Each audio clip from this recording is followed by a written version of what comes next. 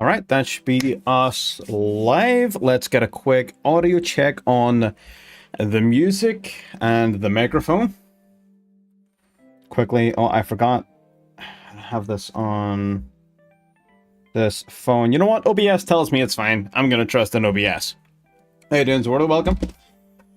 So, today we're yeeting phones. Yeet. Next on the agenda, we're going to play some Yu-Gi-Oh! So, we're going to play some Punk Cash Millennium Fiendsmith nonsense today, right? So I just finished editing, I say finished editing, in fact, I'm almost finished editing a pure 40 card regular Punk video, which will be going up probably tomorrow.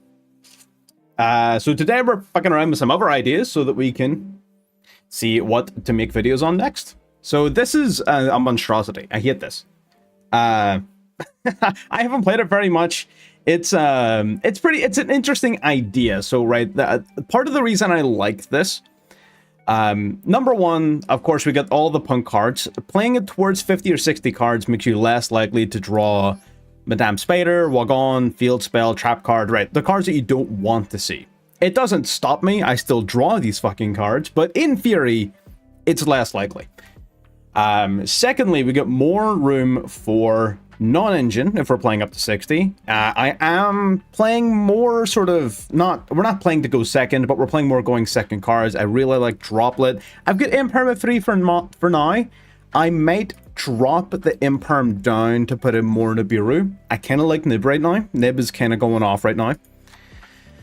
Cash cards are cash cards, provide level 7s for, oh, I just realized we don't have Baron in this extra. We might have to fix that, but we fucking tight as hell in this bitch. We're probably going to have to find a spot for Baron in the extra for the cash cards, but even without Baron, the cash cards are still goated. The Millenniums are a way to get in the Fiendsmith, but a secondary utility of Millenniums is that they make going into the Psychic and Punisher, especially going second, a ton easier. Plus, the Millennium cards being able to put monsters into the back row means that you can throw out a Snake Eyes Doom Dragon, which means you can much more consistently put Harbinger on your end board in addition to the rest of your board. So the Millennium cards can get you in the Fiendsmith, but I more so like them for going into the Harbinger turn 1 or Pep turn 2. That's kind of why I like these guys. But yeah, that's the ideas, that's the thoughts. So let's get in. We're getting kind of mixed results. We're at Diamond 1 right now. I used the regular 40 card deck to get to Diamond 1. Again, just accidentally, just Punk is goated. So now we're playing around with a different version of Punk to see if we can finish the climb to Master. Not that I really care about getting in the Master. I just want to play the game, you know? I'm going to blind myself and everyone else for just a second. Boop. Oh, that's... I thought my light was going to blast me full intensity, but no. Fantastic. Look at that. If you fix your lights threateningly enough, they'll just leave. There you go. If you just adjust your lighting with enough confidence, they just leave. It's great. Good. Good deck. Good game. Good game. Good game. Up here. Where is my other light switch? You fucking hoe. There you are. There we go. Make sure we get some decent lighting up in this bitch.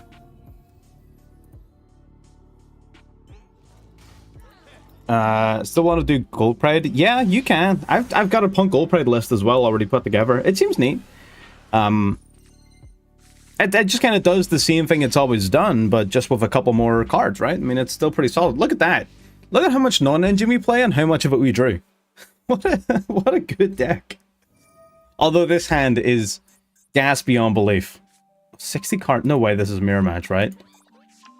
No way this is a mirror match. This hand is hella gas, though. I will give it that. My only problem is that it's all Punk gas. You get a little bit of cash stuff here. Of course, we don't have Baron in the extra. No Baron in the extra, but that's tight. What do we cut for Baron? We could cut... I kind of want to keep Abo in just as a way to get sequence off the field. You know what I mean? I don't really want to cut that. Man, we don't even have Dragate we don't even have Dragate in this bitch. You know what I mean? Like this is a tight deck. I think if we weren't playing Millennium, we would have the one extra spot we needed. And with the Doom Dragon, but again, I want to keep the Doom Dragon in because it's been pretty good. It's been pretty nice. I've been liking it. We'll have to see what happens with Caesar. Caesar might not be the way. Because we're not playing any of the other, like, no, you need 2 Amazing Dragon now. So the reason you need 2 of it is that you need one for your opponent's turn, of course, for you to bounce shit. But you also use one during your turn to bring back an extender, and then you use the Jam Fever. Jam Fever can summon itself on top of any Punk fusion or synchro monster. So you'll bring out one of the Amazing Dragons on your turn, use its effect to bring something back, and then bring out the Jam Fever then on top of the Amazing Dragon. So that the double Amazing Dragon definitely has a purpose. I'm thinking Caesar is probably going to be first on the chopping block. Its usage in this deck is fairly specific, and in most circumstances where you'll go Caesar, you could also just go Apo.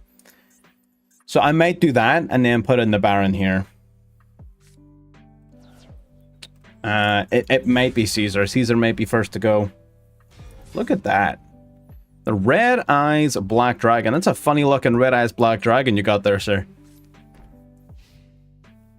It's a funny looking Red Eyes Black Dragon. Fucking Dark Magician's persona.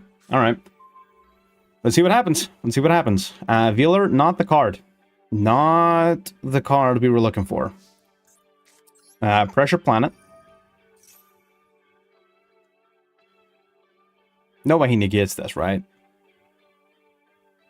I mean, maybe he does. Yeah, I was gonna, like, maybe he does. Maybe he just assumes I don't have a cash card in hand and he just negates this. Like, that's not the worst negate in the world. We have several layers of gas here. We can play through... I think we can play through another 3 interruptions here pretty easily. So as long as he's only got 3 interruptions, like this plus 2 other cards, I think we're fine. I think we can pretty easily play through 2 extra interruptions here. We're going to go Ogre Dance. Gonna grab a Punk monster from deck. Alright, sick. Neat. Awesome.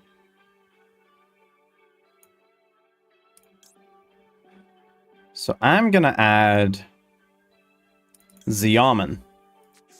Okay, right. And what we're gonna do is we're gonna go E-Telly for Sharkusai before anything else. So we go E-Telly now for the Sharkusai, and then that means that if he tries to like target Xiamen with anything, it means we can dodge it, forcing him to either use 2 interruptions or specifically to use Dragoon, in which case we're loving life anyways.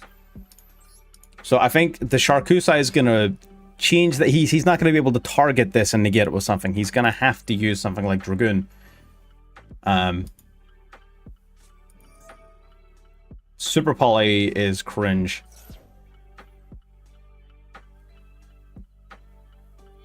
Ooh, Super Poly, very cringe. That's fine. Boxy Tune activates. If this is an Ash, bro, I'm gonna fucking throw up. Okay, yep, all part of the plan. Let's go Xiamen again. Xiamen the sequel. Activate. Okay, great. Right, so as long as this... Oh, that's right, he's the discard. Oh, we're golden. Oh, we're sick. Oh, we're kind of fucking sick with it. I bet. Alright, Rising Carp. Or Rising Scale. Look at that. Like, nothing even happened. I don't actually know how I'm getting over this, this Red Eyes, though. That, sir, is the question. I can bring back Sharkusai. I mean, Sharkusai is probably the way, no? No? Maybe. I could also go Deer Note, and then instead of doing Punk lines, I could do Fiendsmith here. What does Fiendsmith get me? Damn, how the fuck do I get over this, man? God damn. I basically just need to create a big enough differential in life points, right? I can do that. We can sack enough fucking life points. I think. Let's go Charcusai. Yeah. Let's do this. Let's do this. Let's not get too fancy with it. All right, now we will activate the Charcusai. 600. Wait, I don't need to get over Dragoon. I just need to punch Verte hard enough, right? Like, I don't actually care about Dragoon. I just need to hit Verte really hard. Activate Rising Carp. We're going to special summon Deer Note. And... Wagon, I guess. Look at that. Full combo for all of this shit. Crazy hand. Extreme Session activates, replacing our Kashtira field spell. Good stuff. Alright, Jam Dragon Drive. Gonna be paying more life points. Deer Note, Chain Link 2. We bring a card back here. Target a punk monster you control looking to make a second attack during the battle phase. So I think I grab back the Rising Carp here, don't I? Because Rising Carp then will give me a second attack. Yeah, I think I do that. I think I do. Yeah, I need to go down way more life points if I want to get lethal here, and I don't think that's happening. But Rising Carp in the Amazing Dragon will let me clear most of this board, and then Pep getting over Dragoon is also going to clear that too. So, we're chilling on that front. That might be lethal, actually. I don't even know if that's lethal. I could grab Xiamen here. No, I'm going to grab Madame Spider. Yeah. Yeah. This is good. This is good. This is so good. Oh, oh, off the top. Better at the game. Off the fucking top. That's why you gotta have faith. That's why you gotta believe. Alright, grab the trap. We're only really doing this so that, again, we're thinning out the deck, drawing more cards off the field spell. That's incredible. Oh my god. Oh my god. We're too good at the game. Oh my god. Talk about fucking pot of greed. Greedy ass pot of greed. Cracked. Right, I can't go too crazy here though, because we are, you know, we gotta look at the timer here. We cannot go too crazy. But it's looking good. It's looking mighty fine.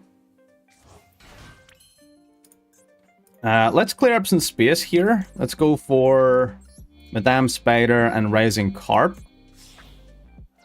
We're going to summon out the Amazing Dragon over here. We're not going to activate the Amazing Dragon's effect on summon. So we're not. Because we're going to use a second effect to go in to bring back a level 3 tuner to go in the Pep. So we're going to bring back the Xiamen. We're bringing back Xiamen specifically because when it's sent to the graveyard, it's going to give our Amazing Dragon an extra 600 attack points. What do you think of it so far? This is literally our first duel. So I don't really have opinions yet, but I mean, if this game is anything to go by, holy Christ, is it broken? I really don't want to go super too hard here just because I'm very painfully aware of the timer. But I think I can get a little bit extra on board here before we need to commit the battle phase. Yep. You're going to activate your effect. You're going to send a Fiendsmith card from deck to graveyard. I've already got an Engraver in graveyard, so I don't need to do that. I'm going to send Paradise. Then we're going to go Engraver's effect. We're going to return... We'll return Lurie. Summon this dork back. And then we go these two in the sequence, right? Hell yeah. Activate sequence. Fusion summon. Shuffle. We're going to summon Lacrima, shuffling back these two. Keeping the engraver in the graveyard.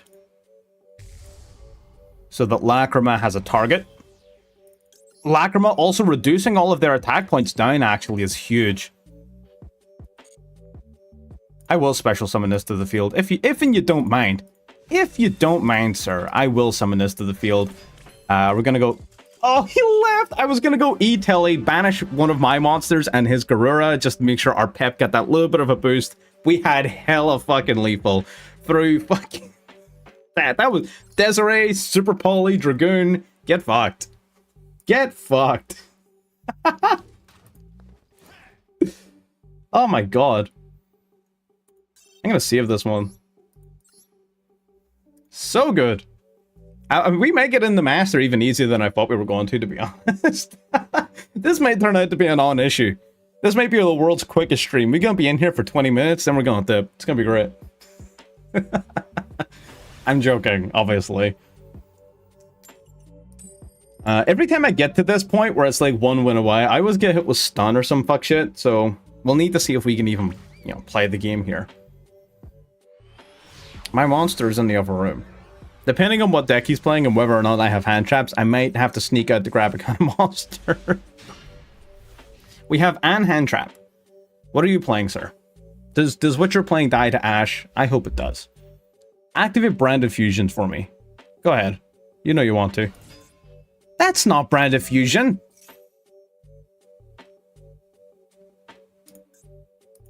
I've been lied to. Although Ash on Wishes is about to go hard. I'm just saying.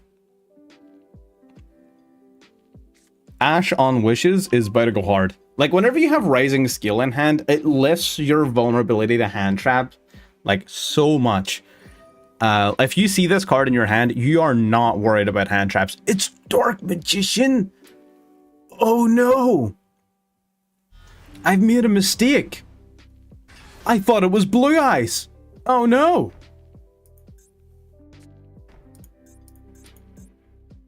Oh, bro's bad at the game, don't worry about it. Oh, his fucking ass at the video game. Get out of here. Dark Magician for our...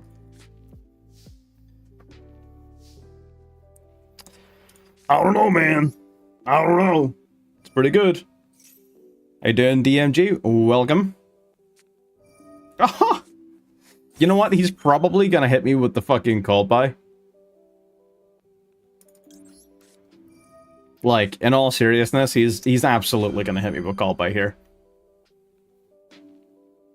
No! I'll take it. What is bro's plan? Special summon. I'll summon a motherfucking... I'll summon Sharkusai. I'll summon a motherfucking Sharkusai. Hell yeah, River. Normal summons the Almond.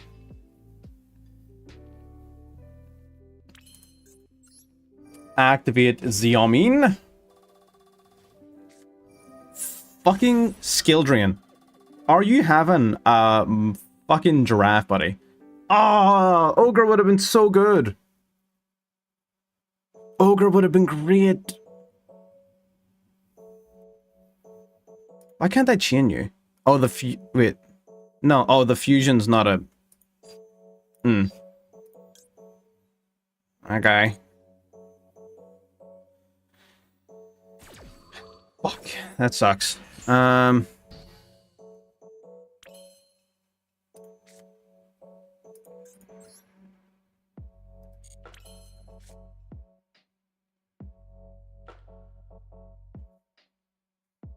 Ogre, Akantian is... Oh, true. Akantian the Skildrian. You're right. That has to be an already face-up speller trap. Then yeah, I don't feel as bad about that then. No, you're right. You're spitting. How does one...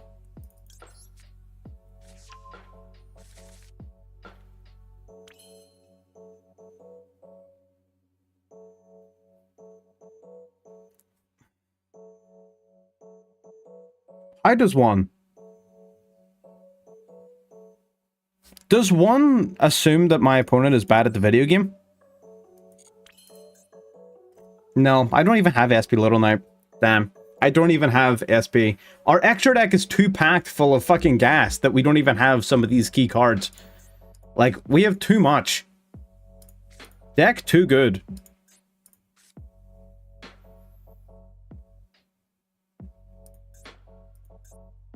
I'm gonna see if he activates shit. I'm gonna just see if he activates shit. Hang on. I just want to see what happens.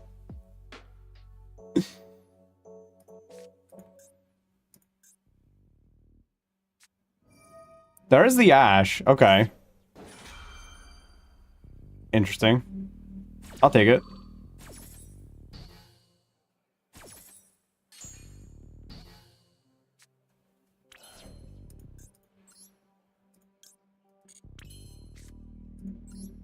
Okay, I'm gonna go for Tract, then, I suppose. Drill Beam on Tract. Okay, that's... yeah, fun. Love that. That's fine. Honestly, I ultimately don't really care about that, because I would almost rather get these guys into the graveyard. So, it's whatever. I don't mind Tract getting negated there whatsoever. We're gonna go Closed Moon. Drill Beam is not used, which is good.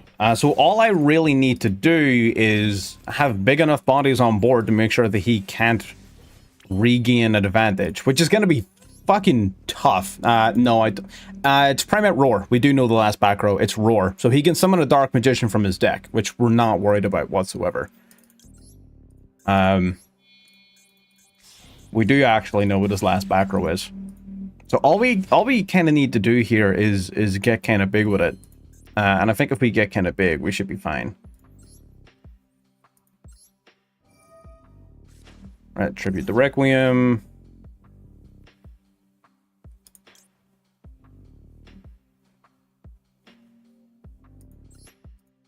Yeah, I think this is fine. So Engraver... And then I can summon back the Engraver in my graveyard as well, and that gets me... and that gets me a 28 beater.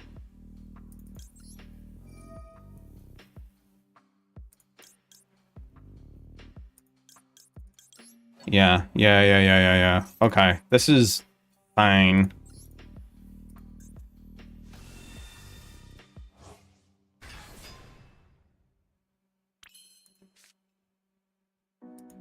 Okay, now we're gonna go Rising Scale. We're gonna banish the Xiamen.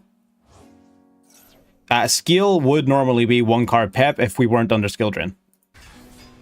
Unfortunately, its effect to summon is an on-field effect that happens after it's summoned. It's not simultaneous. Otherwise, that would be fucking crazy. But no, unfortunately, it does not work that way. I might just go Battlefields like this, honestly. Like... You know what I mean? Like, Rising Scale is big enough to get over the Dark Magician. Roar protects it from battle, though, right? Roar does protect it from battle.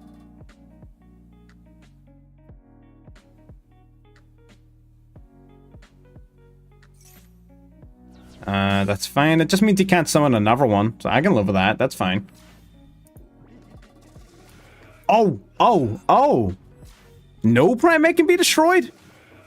Oh, shit. I thought, like, you had to... Oh, shit. Okay, I misunderstood that card. Bit of a problem. Not gonna lie. Small problem.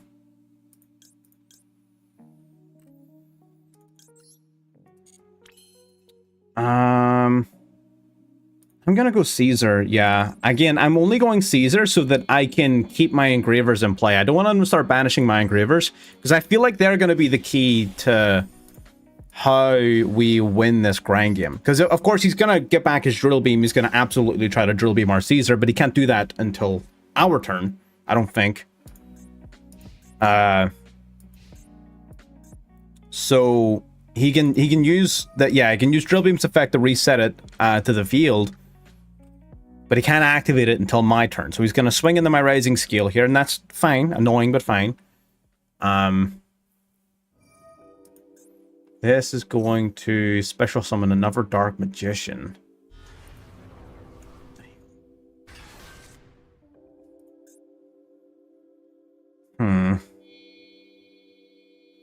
Typhon? No fucking way. Typhon kind of cucks my whole plan.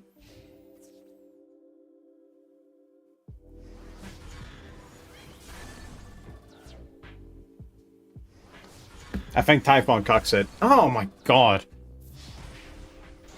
I literally fucking said that we were gonna get hit with some kind of fucking stun. You can call this Dark Magician all you want. It's fucking stun. But I get the synergy. Don't like I'm not blind to the synergy. I get it. But like still. I don't think there's I don't think I have anything left really of significance here.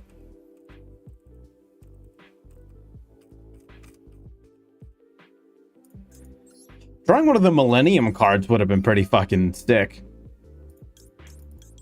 But simply was not meant to be.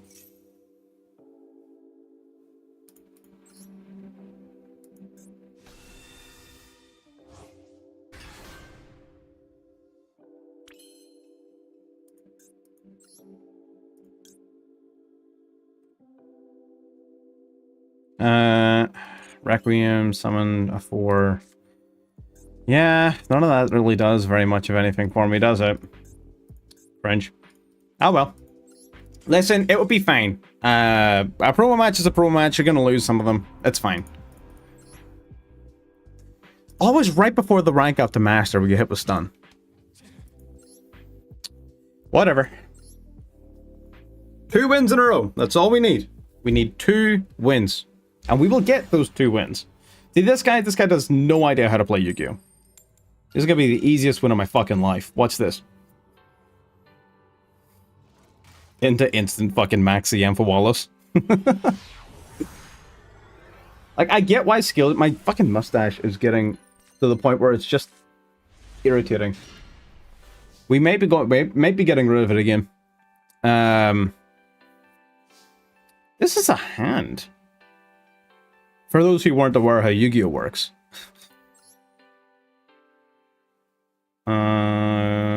Ouija Temple is kind of gas. Okay, let's do this. Yeah. See, the only reason I'm iffy about this hand is because I don't have Almirage in this version of the deck. Okay. Cool, man. I'm gonna grab Foxy Tune, I guess. Droll? What is your malfunction, sir? I'm gonna go this, I guess? Ash? Are you gonna do something to me? No? What the fuck? I know I didn't want to drop talents, but the only reason we chose to drop talents is because there's non-zero chance that I use Wedgie Temple to set Veiler into my back row, which needs to be a monster. So I really didn't want to drop talents there, but I don't have a ton of other like options or plays. Take what you can get in this life. I'm gonna grab Wagon here. I don't really know what Bro's playing at. He's got, I think whatever he's got targets. So the Wagon, whenever Wagon's targeted by a card effect, we get the draw card. So I'm gonna try activating this, and if we get impermed or whatever, or Veilered or whatever the situation may be, I will at the very least get to draw one, which would be nice because you know we're kind of low on cards. I would like to get my field spell. Okay, there's the Ash. It's annoying. I would have preferred it to be something targeting, but it is what it is. You cannot always get what you want. Raising skill. I can sit on raising skill and do raising skill later. Like, I don't gotta do all that shit right now. So I'm just gonna go Moon, I think. Yeah, I'm gonna go Moon. I'm gonna do the Fiendsmith stuff first. It means that if he does decide to go for Nibiru or something of the like, it means I'm gonna have far more options for dealing with it. So let's go for this. He's obviously got something else, something that, again, he's got some sort of targeting interruption. He's got to. If I activate this and he has no response, it's Imperm or Vealer. It is absolutely Imperm or Vealer. There is no other option. It is one of the two.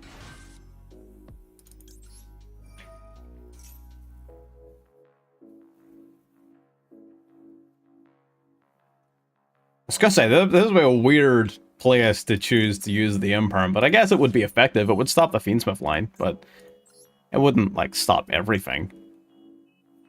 Let's go Engraver. I'm gonna shuffle back Moon. I think this is the first deck that I've really played Fiendsmith in. What, mate? Oh, the reason he couldn't activate it in response to Requiem is because I didn't control any monsters. Oh, clever. Clever girl. Cool. Good story, bro. Alright. I'm gonna... Does Snake Eyes Doom Dragon need them to be continuous spells? No. They could be equipped spells. Okay. So I can absolutely just equip Requiem onto Lacrima here. And then if I put one more thing in my back row, then we chillin', right? So I'm going to go Rising Scale. We're going to banish the Foxy Tune. Again, try to keep as many level 3 tuners in your graveyard as possible for your Amazing Dragon. If and or when applicable. Go for the Rising Scale. There's no way you still have something. It's not another Bestial. No, it's not another Bestial. Because there's no lights or darks in either graveyard. What do you have? Why are you like this? Is it Vealer? Surely it's Vealer. Like, I'm not giving up on this idea that this man has some sort of targeting to get. And when he inevitably activates it here, it's going to make me so very sad.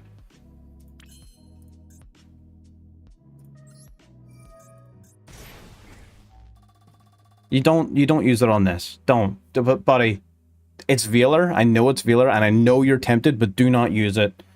It is the smart play to use it on the next summon, on the fusion monster. Do not use it too early. We're coaching at this point. We're coaching our opponents.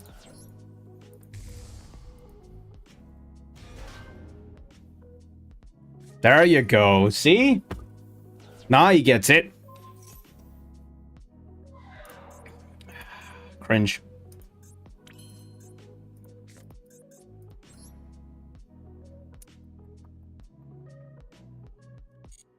Uh-huh.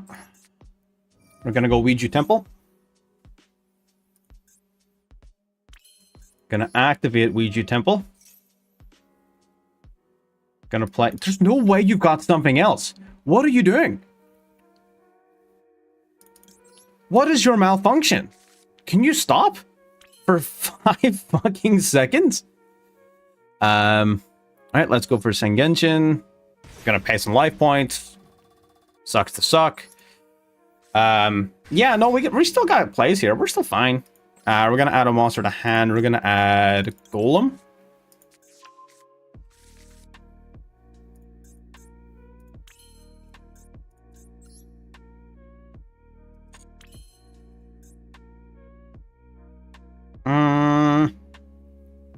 I don't have enough. I don't have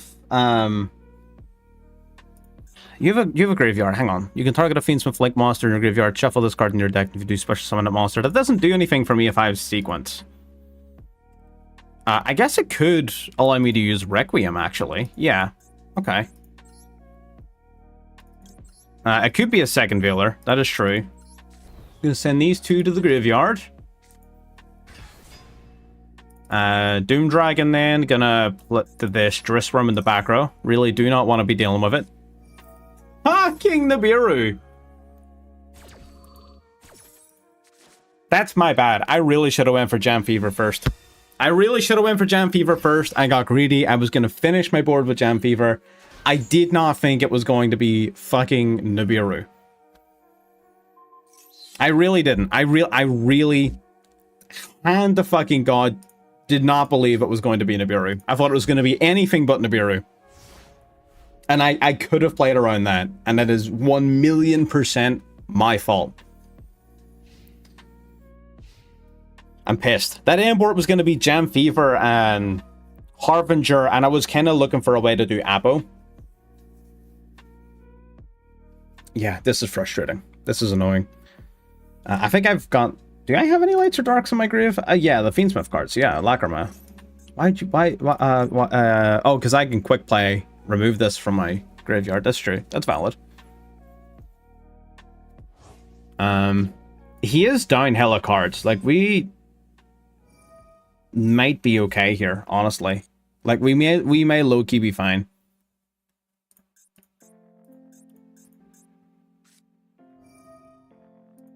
You know what? I don't think we're fine. I do not think we are fine.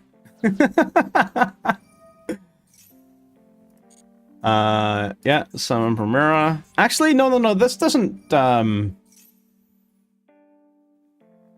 It does. It wins him the game. Because it just gets him Baron, and Baron wins. Damn.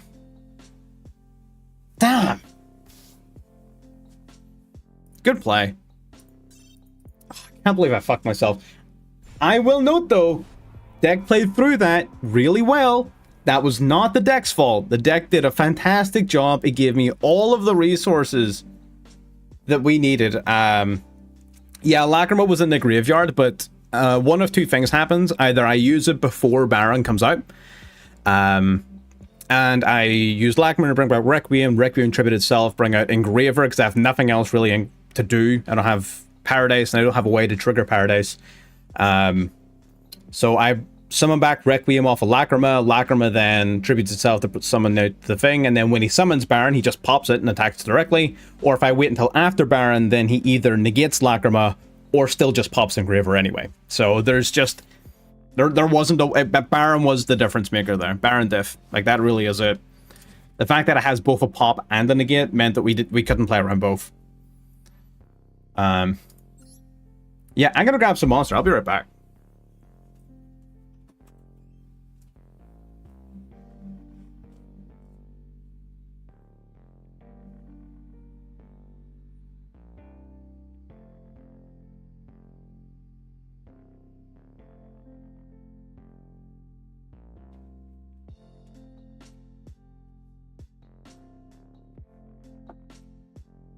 We still could use a bit of a Baron ourselves in our extra here. Baron would be nice. What else would be nice? SP. The whole SP Almirage thing would be useful. But our deck just has way too much gas. And I don't think that's necessarily a bad thing. I think the fact that our extra deck is too full with good cards can only be a good thing, right? You know, you can't cry at your extra deck because you don't have the perfect card for every situation. That's why there's a card limit to the extra. Ugh.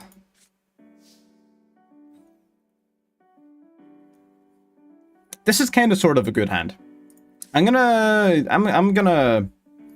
gonna debate here with the P.U.N.K cards.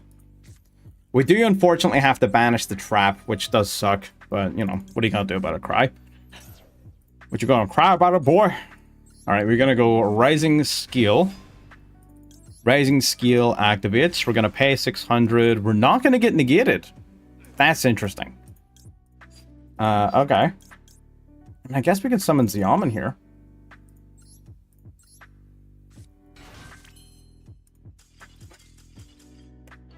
Alright, yeah, alright, okay, that's fine. I'll take it. I'll take it.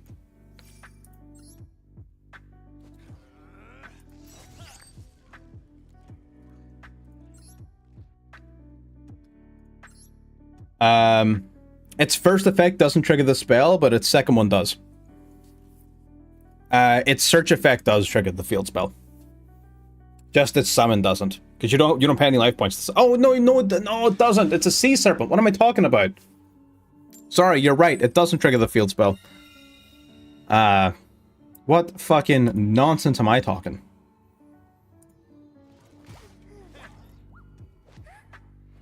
I mean, we literally activated it, and the field spell did not trigger. We're like,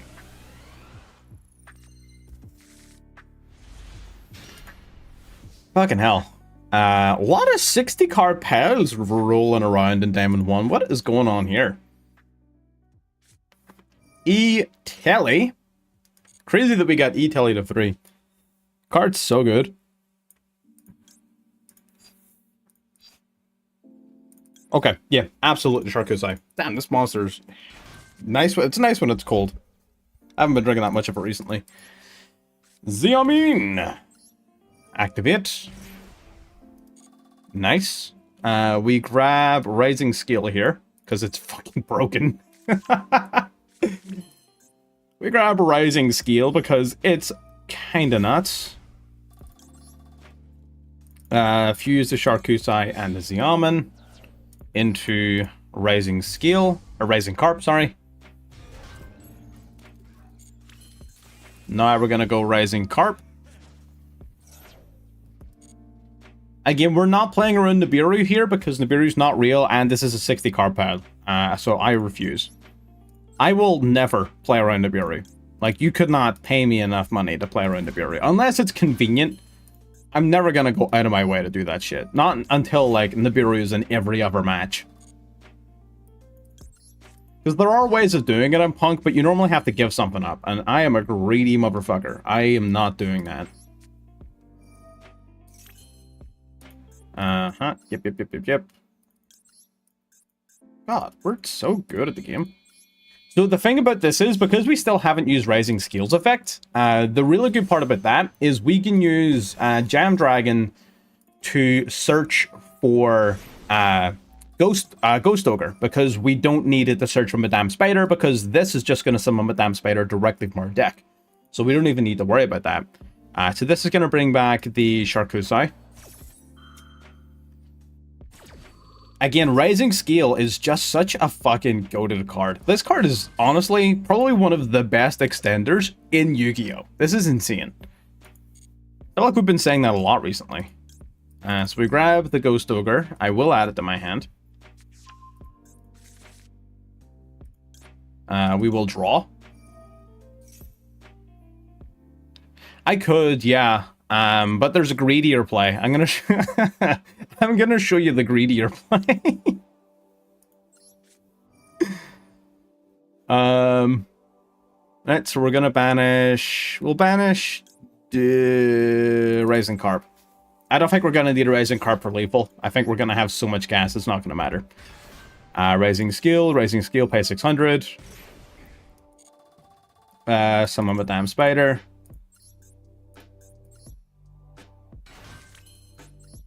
Go on Madame Spider's effect here. Grab Gabu.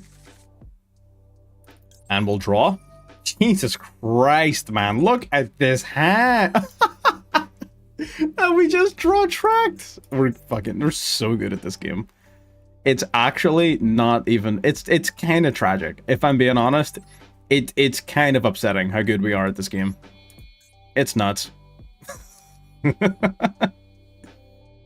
gonna get rid of the Jam Dragon Drive here. That's fine. Go into the Amazing Dragon. The Amazing Dragon brings back an 8. Any 8 will do. We, of course, only have 1. And now we can do the Jam Fever, while not giving up too many level 8s. And the reason you don't want to give up your 8s is because if you get even a single extra 8, you can go into Hope Harbinger. And Hope Harbinger is really good. Really good card. Right, let's go Tract. Tract, grab Lurie. I'm not really familiar with the 1-card Tract line, to be honest. Lurie. I think it's this. I think. Someone might want to correct me on this because I'm not a huge Fiendsmith expert. But I think this is how it works. Requiem. We are running out of space, but I don't think I need more space. I think from this position, we're generally fine. But we are going to be doing Desiree as our fusion, not Lacrima.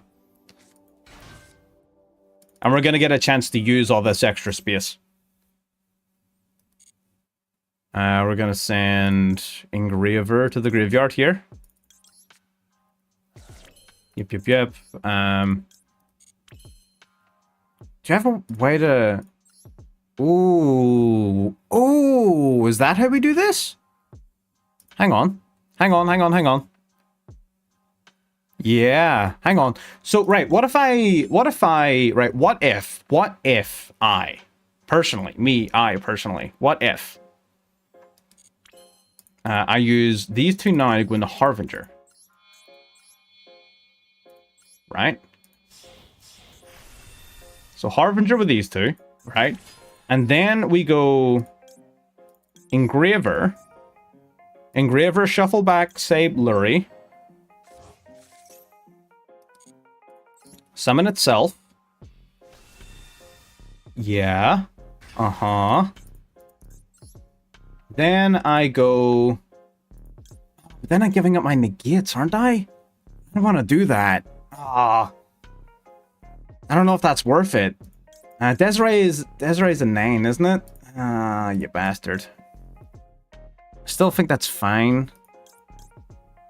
We're gonna go sequence using these two. This is a weird one. So what I'm thinking basically is, I guess I could go sequence for Lacrima actually. Yeah, I could do it that way.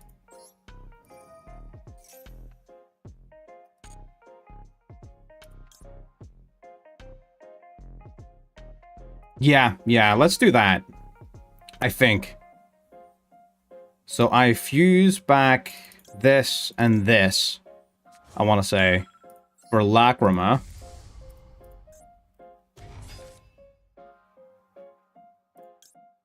Okay, then you'll activate. You'll summon back Engraver.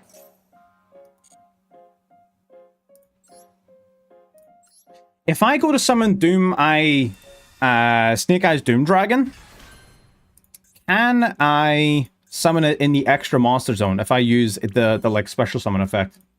You know what I mean?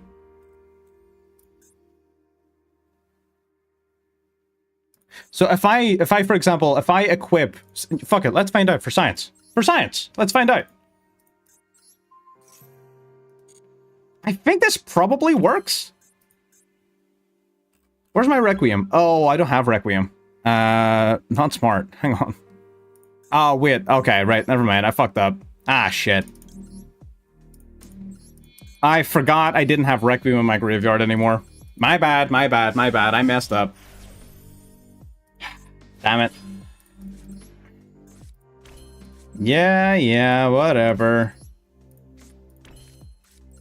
I messed up. It happens. So... In my head, I was thinking send Requiem, like equip Requiem in sequence on the Lacrima, send sequence and Requiem to the graveyard to summon the Snake Eye Doom Dragon, and then the 2/6s into Caesar, so I would have still had an 8 on board for my Amazing Dragon play. But I forgot I shuffled back Requiem for the fusion summon, so that wasn't very kosher of me. So I guess you can't do that play. If you don't go through Moon, I guess you need to have Moon engraved for that?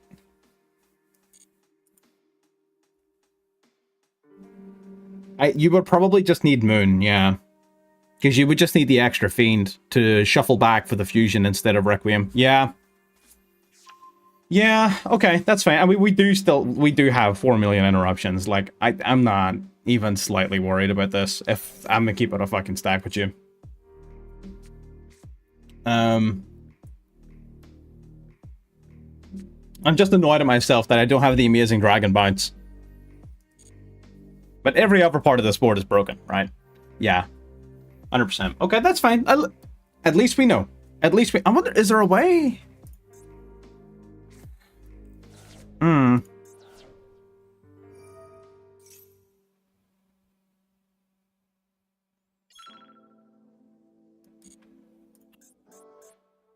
Trying to think about what...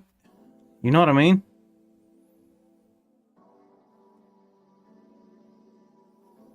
So Harbinger's Negate is getting used on... Harbinger's Negate is getting used on Branded Lost. Just in case we're not on the same page about this, Branded Lost is Harbinger's target, not Branded Fusion. Why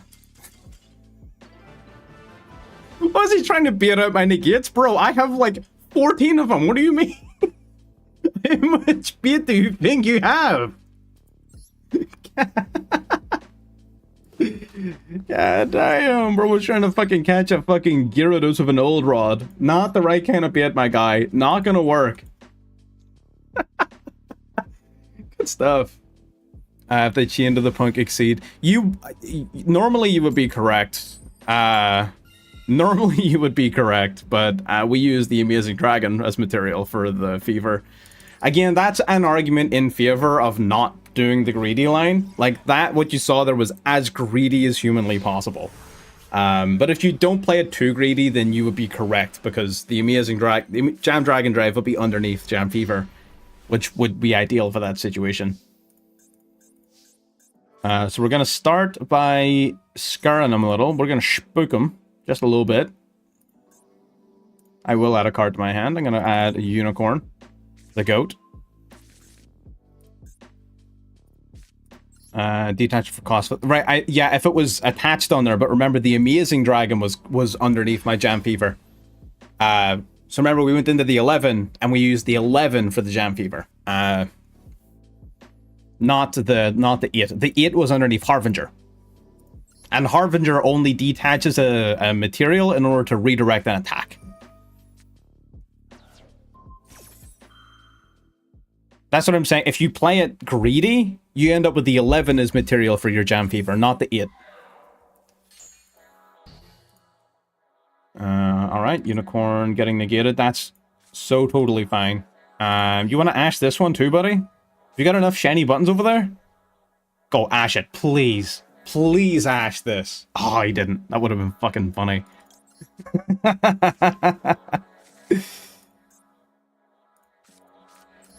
There's no way he doesn't Ash the Almond, right?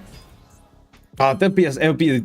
I mean, I say that, right? I mean, I was saying that, you know, having Baron would be awesome, and Baron is a great card. However, this is the easiest Fiendsmith setup known to man as well. So maybe we just accept that we don't do Baron, but in this position, we just do Fiendsmith instead. Right? Maybe that's the goal of the cash cards here. Beat out Interruption, Force Interaction, and Profit, right? Deck to hand. I don't need, like, any of these cards. I don't need any of these cards, man. I'm gonna grab Foxy Tune, I guess, just in case.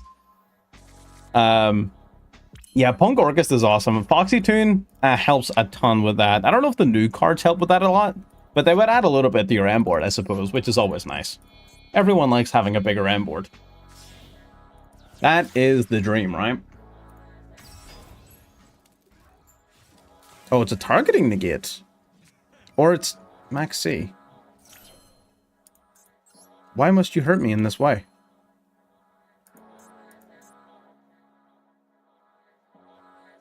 Why must you hurt me in this way? It's 2 cards time. I've got Ogre and Nib. This is a rank up match. I'm not throwing it for the Roach. Not throwing a rank up match for the Roach. Oh, beautiful. Oh, his deck hella plays into fucking Nib. Yeah, 100%. I mean, in a vacuum where you're never ever gonna get hit with hand traps, you're right. Like if you could go balls to the wall. The only reason we don't have Baron is because we're also playing the Millennium cards, which means we have Snake-Eyed Doom Dragon, which has been useful. I actually really like this card in this deck. It has actually low-key been really nice. So you could either cut Doom Dragon or wave High King Caesar if you really want Baron. Yeah, if I had Baron in to negate the fucking Maxi, that would have been hilarious. Just wasn't meant to be, unfortunately. This is fine. Oh, normal summon Lacrima feels bad, man. Normal summon Lacrima feels really bad, man.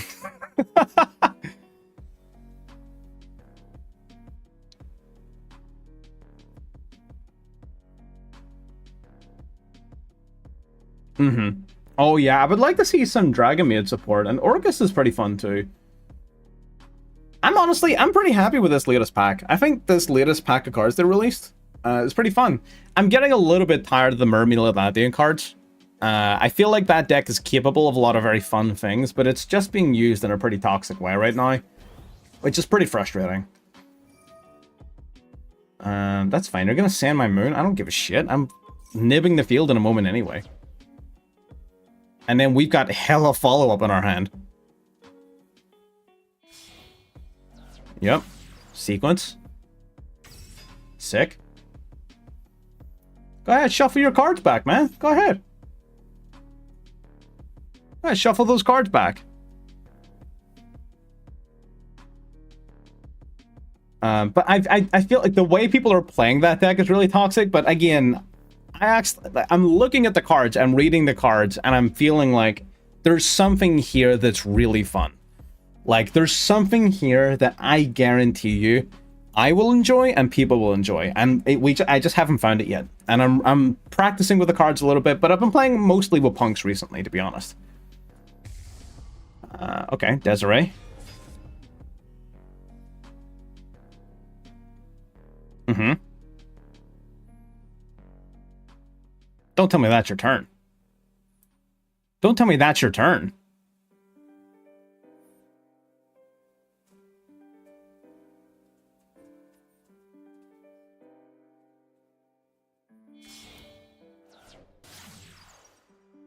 What?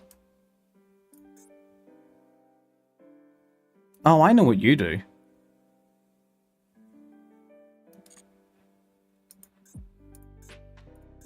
Oh, I know what you're doing. You're going for the big boy. I know, I was expecting him to go for Lacrima into the over 6. That's when I was going to hit him. But he apparently didn't. Shuffle back sequence to summon Engraver again? Okay. Understandable. Battle Fuse. Bro, you're just bringing my life points way down. Oh, you can happen in Battle Phase? Oh no. Oh! Who said he could... Who gave him permission? Who gave him the right to activate in Battle Phase?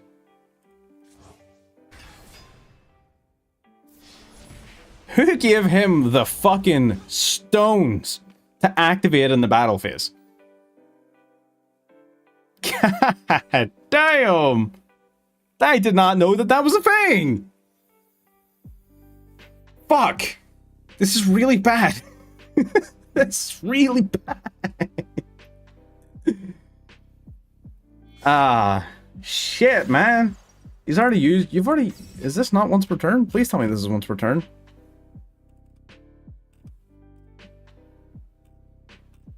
Yeah, it is.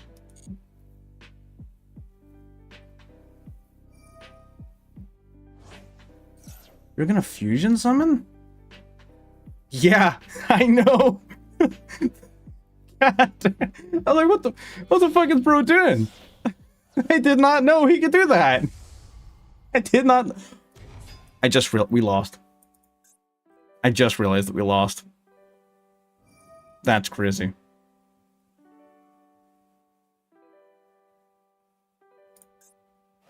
We actually just lost. That's crazy. That's insane.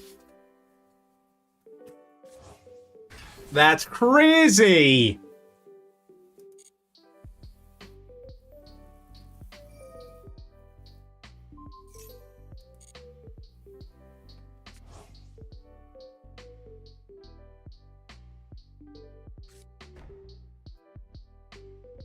No. You're fucking joshing me, right? You're not doing this. He passed! Why did you pass? Why would you do that? Why did you pass turn? I was dead!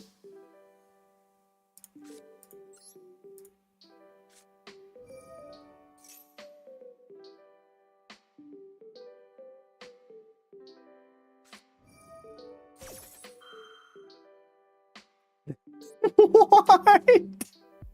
Any battle damage you take would be halved. Is crazy.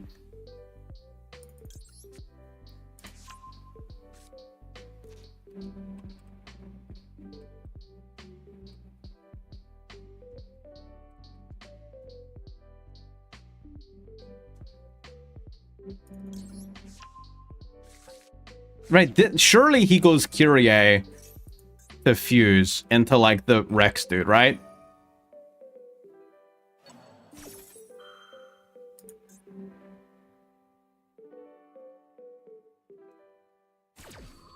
Am I, like... Am I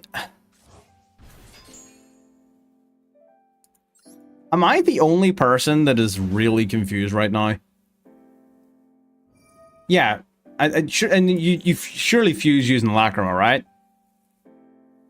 You're not going to use Ognum Day in sequence, right? You wouldn't do that.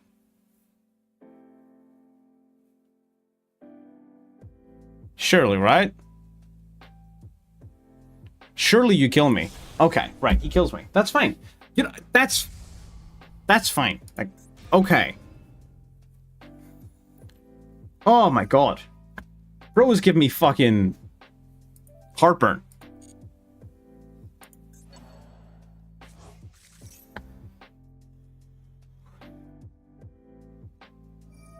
Bro, stop. Just take the dub. Like, why are we doing this? I think if they banned Moon, it wouldn't be that bad.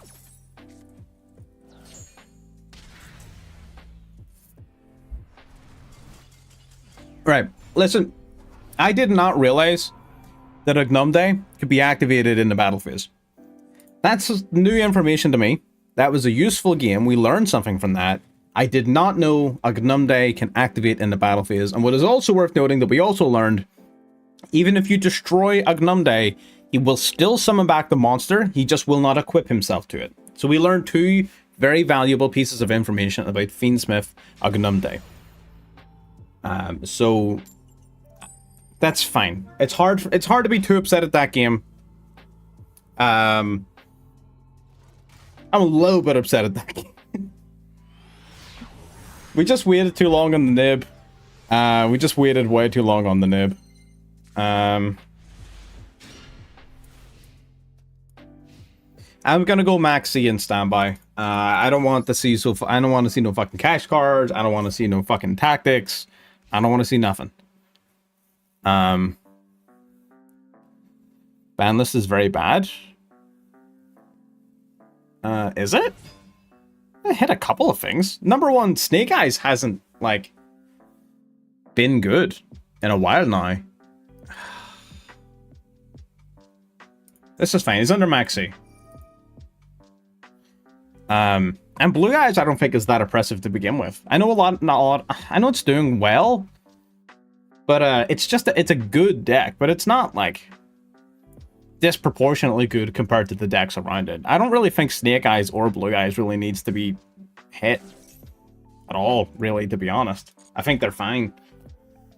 I don't think Snake Eyes is a problem at all right now. They've been hit to all fucking hell.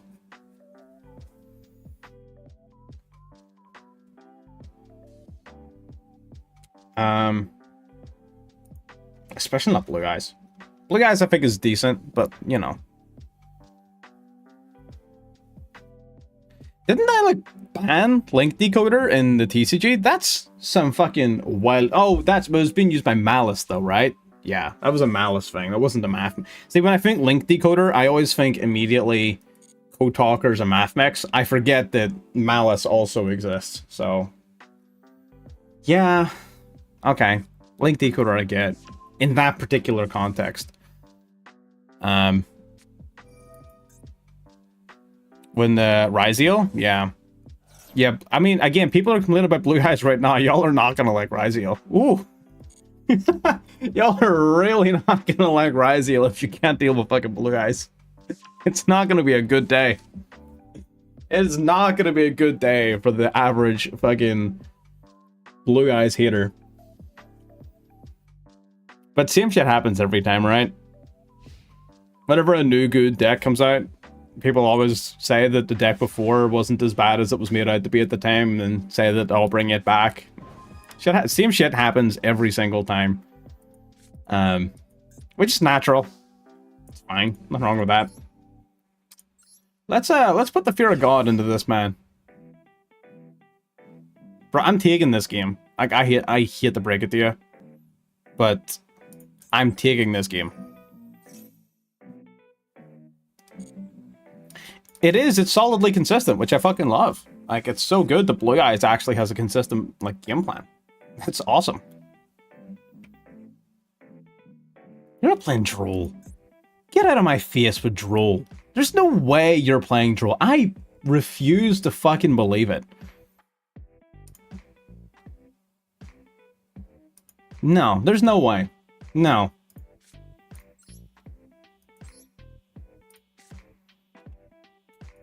No, he would have activated it. Okay, I'm gonna go Ogre Dance. I just want to see. It is an anime deck, which is dope as hell. I'm not a huge fan of the Primate cards. I feel like the Primate cards are kind of... bleh. You know what I mean? I don't think they even necessarily make the deck a ton better. I feel like they just help it not die. Psychic support. I don't even know what that is. That sounds dope as hell, though. I'll take it. Deck to hand. What do you add deck to hand? I don't really want any of these dorks in my hand. My hand's kind of stacked. For real. I'm gonna grab another Zeoman. Just because we can.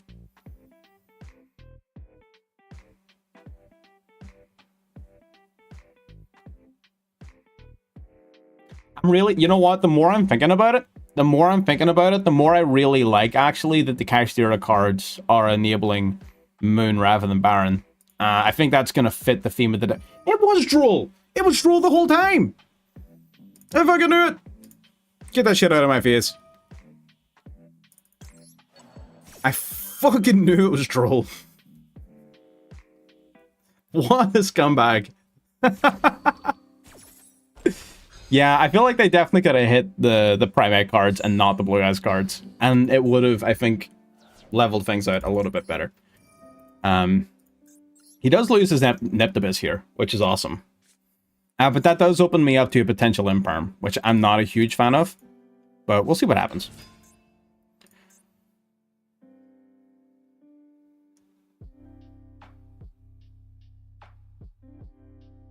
You know what? Actually, the more I'm thinking about it, the more I'm thinking we just drop Imperm and such entirely. I really don't like Imperm in this format. I think Imperm is fucking cheeks.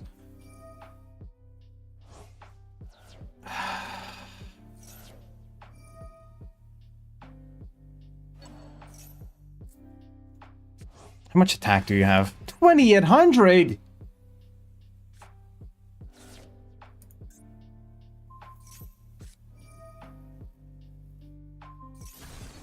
Oh! Okay, thanks. Damn, big ups. Respect, my guy.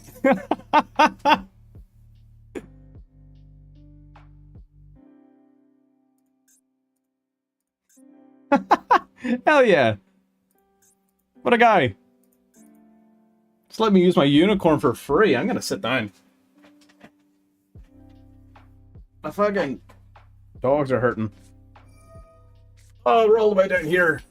Send help. Oh, the Ash actually really sucks. The Ash hurts a lot, actually.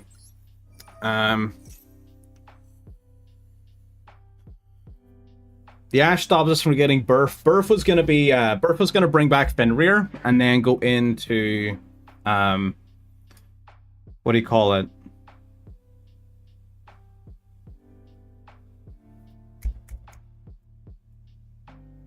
Moon. Jesus. What do we banish here?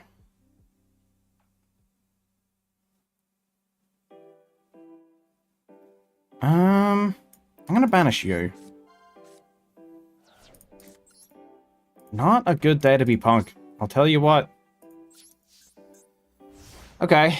Yeah, fucking Imperm is fucking horrible in this matchup. And I'm not even really totally sold on Droplet in this deck either. I think we might just go 3 Droll, 3 Imperm. Not 3 Droll and 3 Nib. You know what I mean? Just fucking hard send it.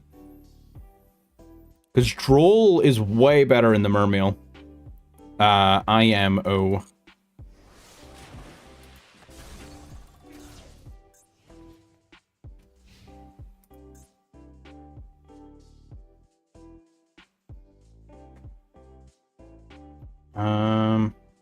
Do you not have a starter? No way you don't have a starter.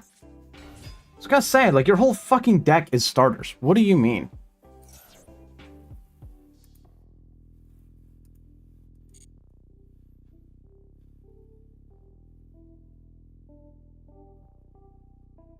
Okay, yeah, he's got a starter. He just didn't want to play on the Unicorn. You know what? I respect it.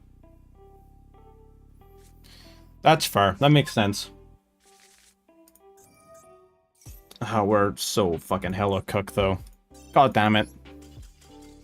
He got us. He got us. Shit happens. See, it's interactions like that. I'm not disappointed by that. That's a cool interaction that Mermeals has, right?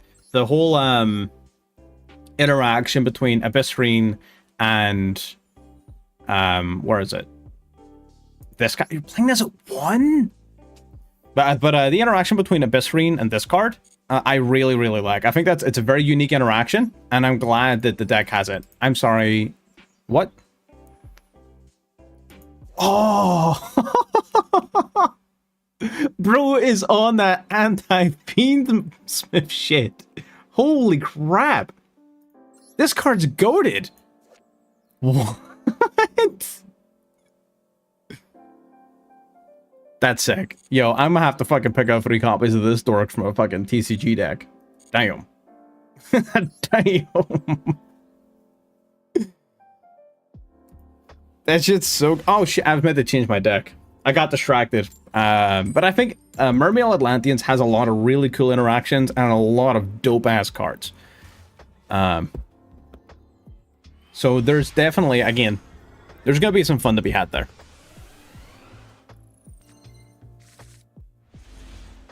Ooh.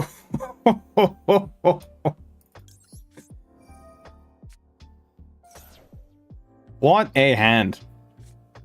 You know what? I'm not even mad. It is what it is. Right, so we can play through... we can play through 2 hand traps.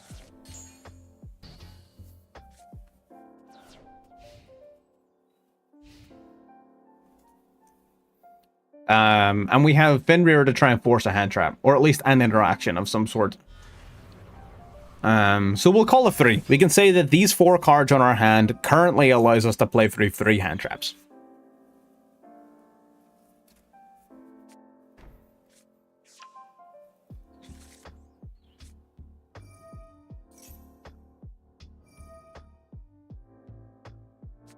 Yep, Deception, Tribute Diabel. You know, this is actually the first time in a long time I've seen Azamina. It's been a while. Actually, no, that's not true. There's an Azamina feature in the Punk video that's going up tomorrow. 40 card Punk, regular ass Punk is going up very soon. I just finished editing that earlier today. Or was it yesterday? I can't fucking remember. I would have a regular 40 card Punk cash list going up on YouTube very soon. This one is us experimenting with different stuff. I think like 3 copies of Poseidon. I think Poseidon is such a good card. Again, a lot of people build decks with the idea that their combos are going to resolve. I always prefer looking at the cards that allow me to play through shit, and I always favor those. I love extenders. Extenders for days. Punk is bitch deck. What is that? What? Is that a slur? Oh, rescue. No, you're not talking about rescue is bitch Balkan, are you? Is that a thing? That better not be a thing. If that's a thing, I'm gonna sue you personally. I'll hold you personally responsible for that one. God, that sounds terrible. Yeah, it was rescue as bitch folk. I knew that's what you were trying to say. I just didn't want to believe it. Didn't want to believe that you would speak those words in that order.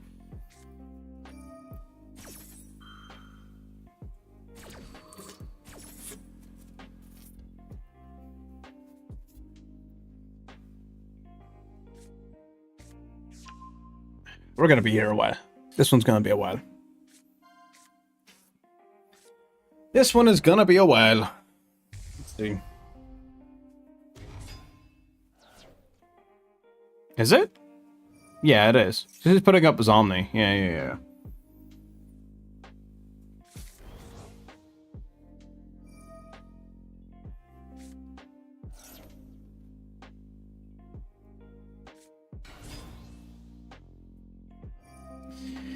Yeah.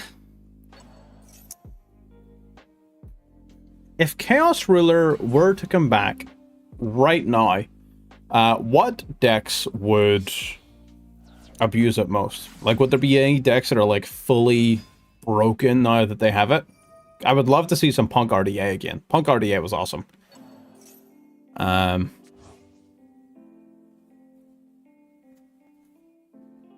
And Chaos Ruler really helped that quite a lot.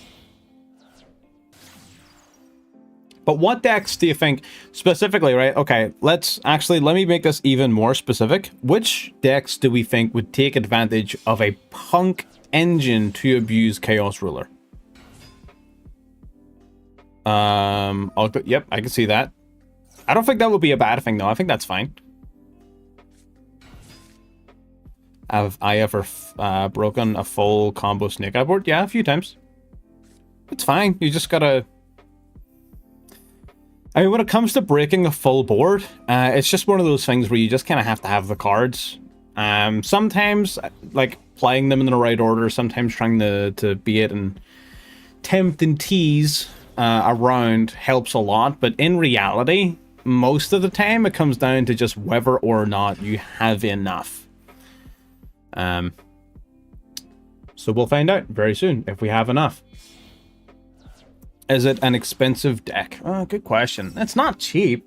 I mean, that's the thing. It's like a fucking miasma of different deck names. So it is. So it depends on how much of these other decks that you've already built, right? If you've already built the Fiendsmith stuff, then that eats a massive chunk of it. If you've already built the Millennium stuff or have like the Millennium package from the like playing Snake Eyes or something, you don't need the Millennium package. I'm just playing it right now because it's kind of fun and it's been working out. So if you already have the Fiendsmith cards, Matt eats a massive chunk of it. If you already have the Kashtira cards, you already have Millennium. These are all just engines. These are all just engines. So if you've built, it depends on how many of these decks you've played before. So if you've played a whole bunch of them, then yeah, you're loaded. This deck's fine. It's not that expensive. I think there's like the Rising is a UR and Amazing Dragons a UR. And Carp's a UR, so 1, 2, 3, 4, 5, 6, 7 if you count Pep. Let's say you count Pep. That's 7 URs for the Punk stuff. I think that's more than reasonable. And the rest of it is just play the engines you have. Like if you don't have the Millennium engine, don't play it. Don't worry about it. Cash engine's fantastic. You should already have the cash cards. If you don't, it's only for the URs. Get the cash cards. They're just so good. Fiendsmith cards, you don't have them? Fucking get them. They're really good. And most players probably already have them because of how good they are. The Fiendsmith cards definitely represent a large portion of the expense within this strategy. So, yeah. It's not that expensive. I think it's relatively cheap if you have been playing the game for a while and have most of those various different deck types already. Because most players should. Oh, yes, Jam Fever 8. Yes, true. 8. There's Jam Fever as well. Dragon Link will back up power up with Bastiles. Yeah, but they wouldn't abuse P.U.N.K for it. That's why I tried to make it more specific.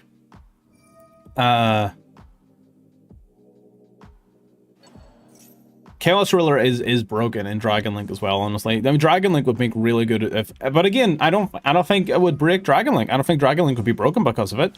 So far we've got Agodic, Dragon Ruler, Thunder Dragons, not Dragon Ruler, sorry, Dragon Link.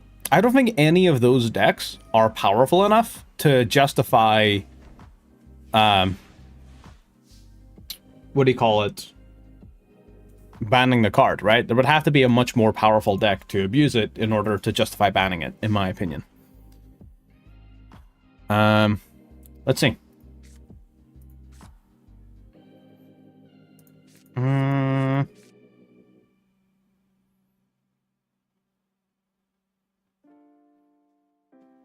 Okay, I'm gonna go Fenrir.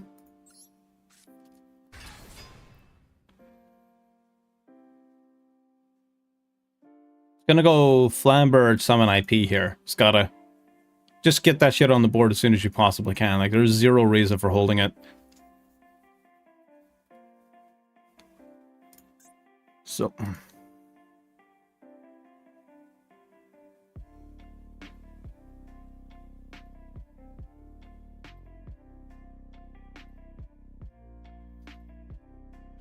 Okay, so we've got a couple of options here. We can either go Battle Phase, run Fenrir into Silva. None of these interruptions destroy anything. So I could go Battle Phase, attack Silva, activate Fenrir to try and target Vanish something. It'll eat one of his interruptions. And then we get rid of Silva. Or if he decides to use Silva itself to negate it, then we can just change our target and swing Fenrir into Apo. I think that's the smart play here.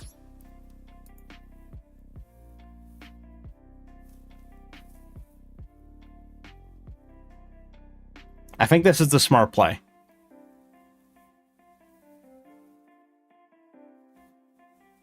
Because, I mean, I might also force SP, which is not really what I want, actually.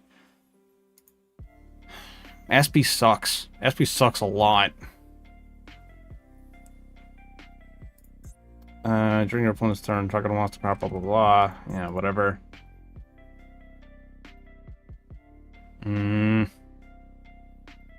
This bitter being around, yeah.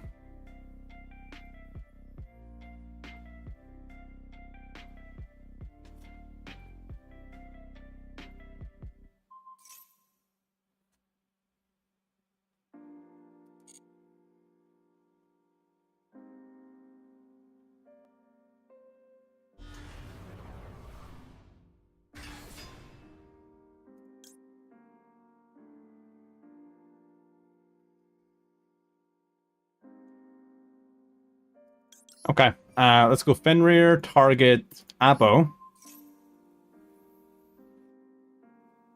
Yeah, just Apo negate makes sense. That's fine. The only reason we're doing that is it basically just brings it down to 16. Which makes it far more punchable.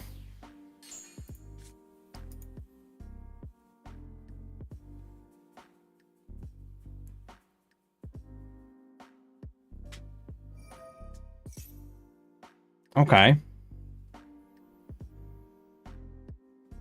Gonna go IP and Flamberge into SP Little Knight, I could imagine. This is a tough one. This is a tough one. We still have 4 interactions to play through, and we've got 4 cards. 5 interactions to play through, sorry. We've got SP's other effect as well.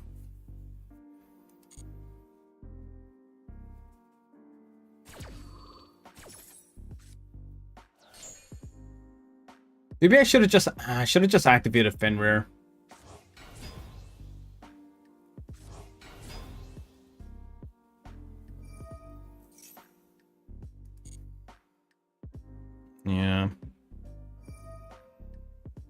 It's gonna be tough.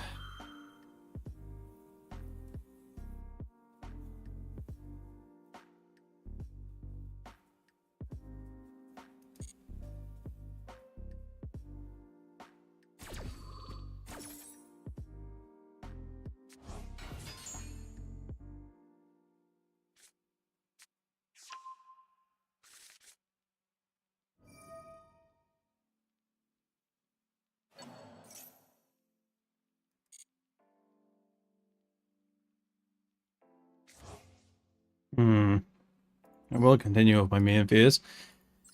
Okay. Damn, all he has to do is hit yes 4 times, and I lose.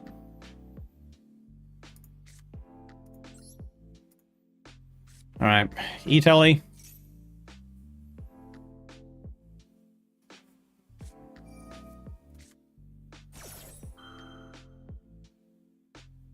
That's unfortunate. That's unfortunate. It is what it is, though. Alright.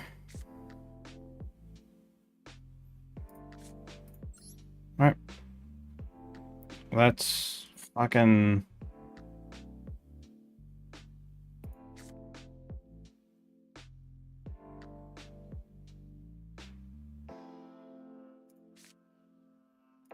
Yeah, no, there's no way.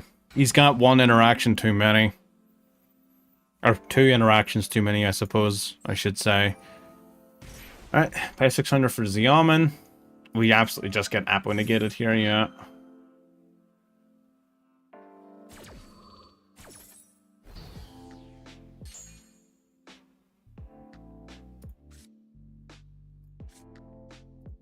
Alright, let's go for Millennium Treasure.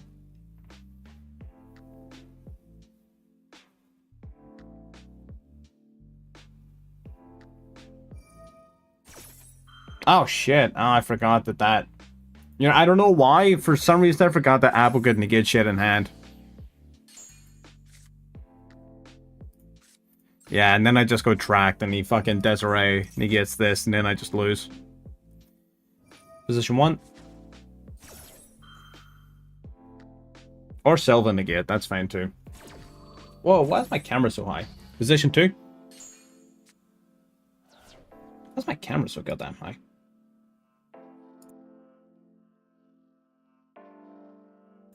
There we go, that's better.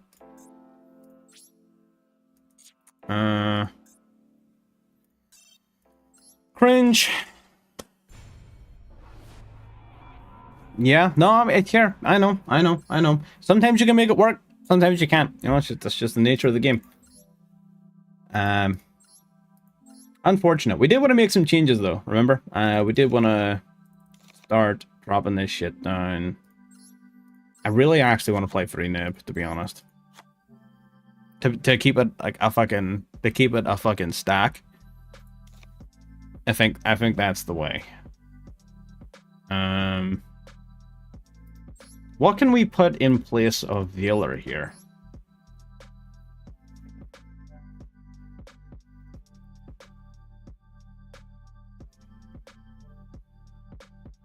I don't really know if we like Veiler.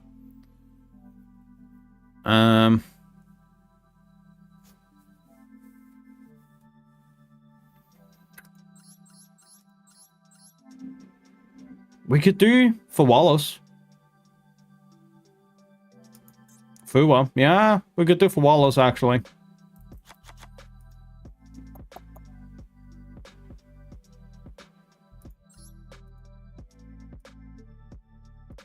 Yeah, this is it. This is the plan. This is the game plan. I'm gonna drop a Veiler or a Imperm, I guess. We'll do 1-on-1. I like having the extra monsters in hand for Ouija Temple. Right? Do Bestials get us much? Bestials... I mean, bodies, right? True. I mean, and again, in a format filled with Blue Eyes and Fiendsmith. True. Bestials, not a bad shout. Gas is gas.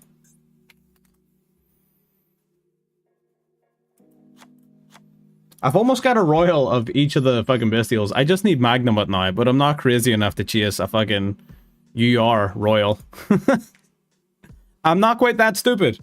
We got Regained, Baldrake, Drissworm, and Saronir, but I don't know about chasing the Magnamut. I don't know about that. That's maybe a bit much, even for me. 3 Super Poly? I can see that. Yeah, I don't like the discard, but I could see the logic behind that. And Droplet's great in many decks. I just haven't drawn it. I think we drew it once, and we so confidently stomped in that game that we didn't even need it. So Droplet is Droplet's not a bad shout. I mean, it's not something I had to take out. I could put it back in. It's a great card. It's a really good card.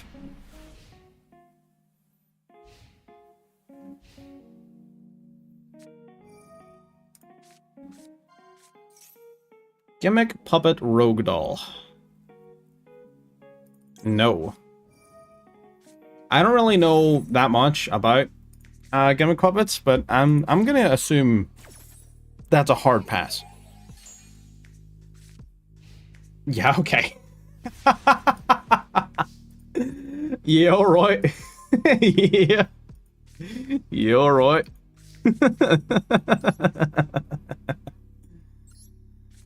Oh. Good stuff. Bro, just surrender. Just scoop. Save us both the trouble. Save us both the heartache of watching you struggle through this. You don't want to do it. I don't want to watch you try and do it. Like, just help us both out here, buddy. Do us both a favor. No? Alright, bet. Alright, Xiaoming. 600 life points. Ah, sheeshing it up. I bet. I'm gonna go emergency teleport.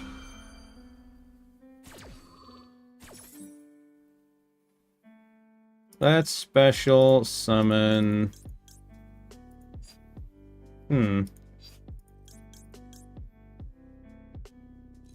Let's do Madame Spider. You know what? Let's not go too crazy with it. Let's keep it nice and simple.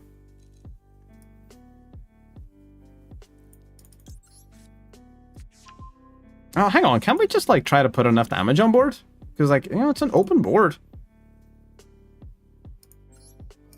We might just be able to put up enough damage, to be honest.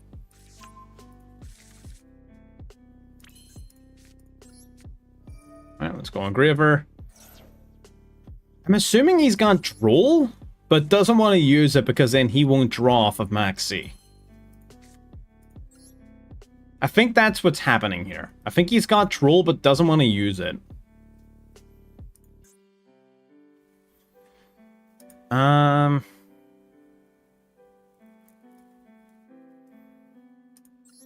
Let's go Rising Skill. Spanish Ogre Dance. I think with very minimal draws, I can just go for Lethal here. Alright, Rising Skill, pay 600. Gonna special summon a monster here, right? Yeah. Summon the Wagon. Probably could have did this guy first earlier to draw more cards, but it is what it is. Pay 600. Grab our field spell. What are we at? 72. We're at 7,200 damage on board. Alright, then we go Xiamen and Rising Skill, and that should be lethal. So as long as he doesn't have like a Bestial or something, we should be fine.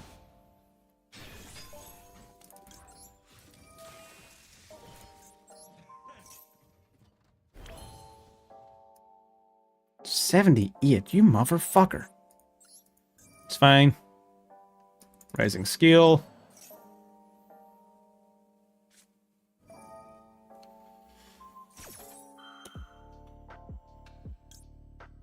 Sure, I'll draw a card.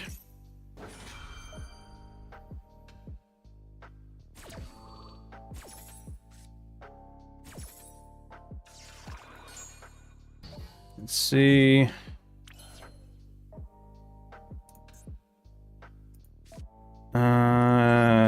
Stream session.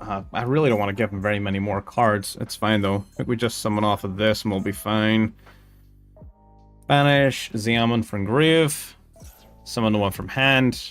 And that should just about push us over 8k. So assuming, again, he doesn't have a way to wall up here. Yeah, we're fine. Okay.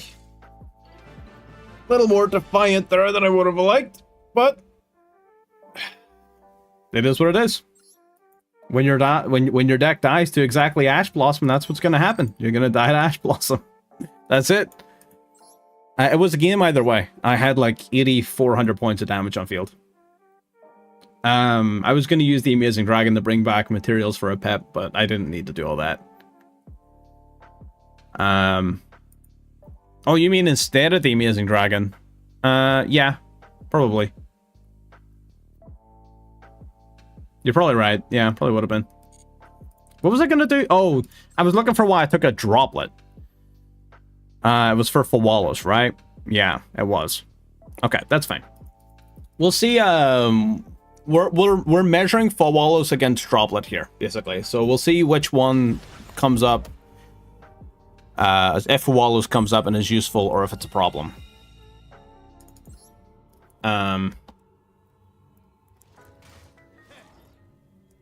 We shall find out very soon. Hopefully, maybe.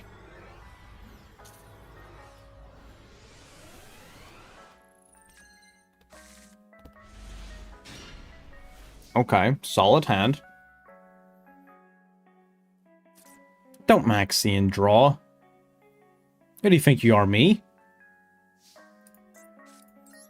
Alright, special unicorn to punish a Maxie if he goes for it. He did not. Okay, Marley just... You know what? Valid. Valid. You know what? Honestly, I get it. I get it. Respectable. What were you playing that you just did not want to fucking contend with us? Yup. You know what? Yup. I get it. Yeah, I banished the One of Chaos Dragon from your extra deck, and your whole deck just fucking falls apart. Like, it's not a good time. Not a good time to be a Blue Eyes player.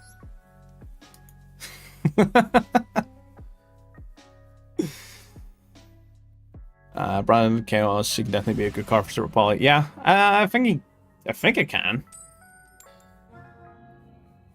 Is it a good Super Poly target? I would need to read the card again. I don't know if it's a great Super Poly target. I know it's great against certain decks.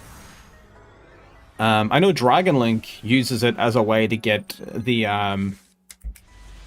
Light and Darkness dude off their field, if they ever have that.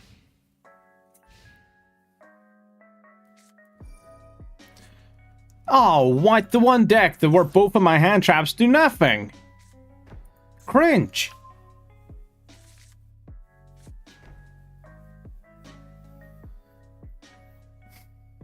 What the fuck?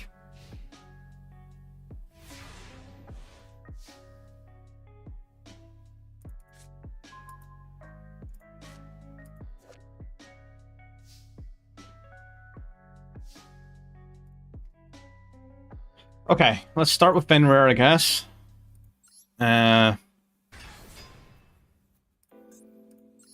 We could banish the Tyrant, yeah.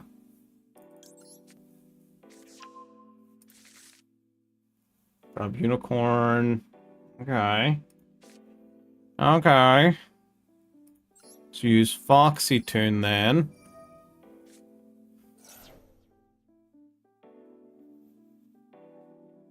Let's drop the nib.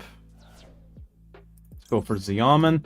See, the thing about us not playing Baron is that he doesn't know we're not playing Baron. Right? Very important note is that he doesn't know that we aren't playing Baron. So he should, like, He should be flipping cards right now. No? What are you, fucking nuts? I could have Baron. You fucking asshat. Whatever. I'm gonna go in the Moon then. I'm gonna see if he wants to threaten Moon.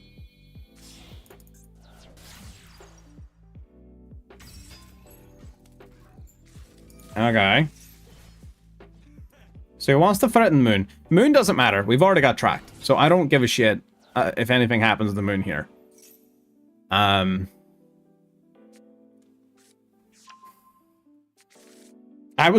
Low-key, I was thinking about it. I did think to myself, I could tribute summon Unicorn. I did 100,000,000% think that, but no point, right? I just keep him in case this card gets popped, which it should in literally just a second.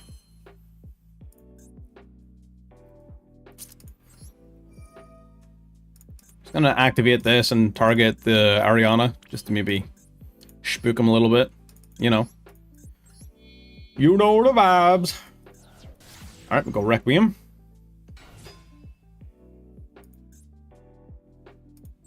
Alright, activate the Requiem. Did he go for P.U.N.K? I didn't see what Ariana grabbed, actually. Alright, now we're gonna go Requiem, summon Lacrima. Lacrima, mill a card.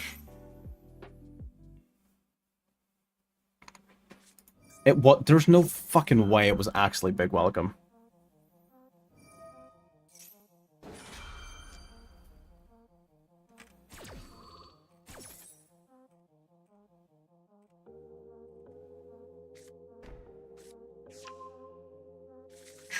Trick. Okay, summons P.U.N.K. Oh, adds P.U.N.K. back to hand. Yeah, true. Understandable. Understandable. Have a fantastic day. Yep. Chandelier.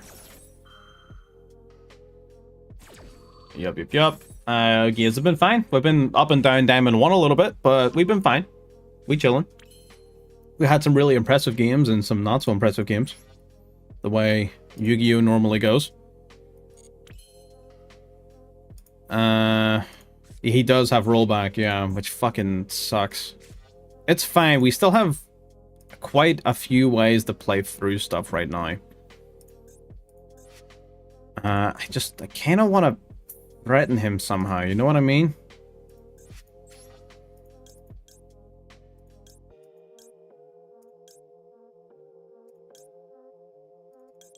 Going River. I'll shuffle back the Moon. That's fine.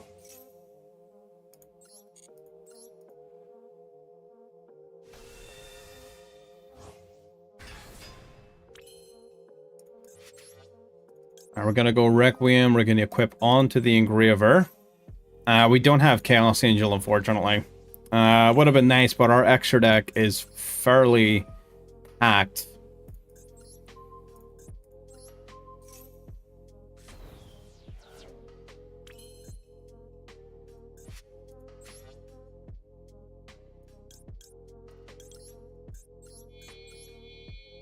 Okay. He's still not fucking playing anything. Okay. I guess we go sequence.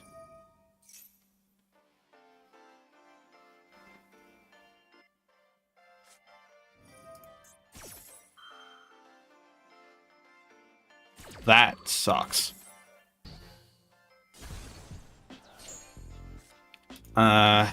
If nothing else, it gives me an open field for Unicorn. Which is, you know, it's neat. It gives me Birth, which is nice. Birth gives me a little bit of recursion and protection if I need it. I'm not going to use Birth just yet. Let me see. What can we do?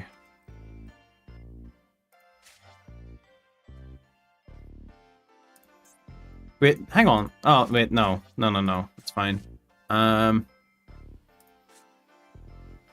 Let's go Tracked, I guess. Yeah, this doesn't fucking do anything. Don't you allow me to fusion summon?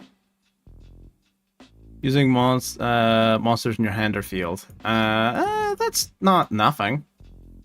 I would need another light fiend, but I think I can get that actually just through. Yeah, I think I can. I think I can do that. I'm gonna grab Engraver here, I think, and I'm gonna discard the Duel. Because I may be able to just track fusion. You know what I mean? Deck hand. Nope, not doing that yet. Okay, I think I have to commit to my fucking punk lines. Did not want to have to do this yet, but this is the position that we're in. Alright, summon out the Rising Skill. Activate the Rising Skill. Paying some life points. Gonna summon... God, I don't really want to fucking summon anything. Zealman's already used its effect. I could do Sharkusai, but I'm really fucking nervous about what this guy's gonna do. Still got that trap card set.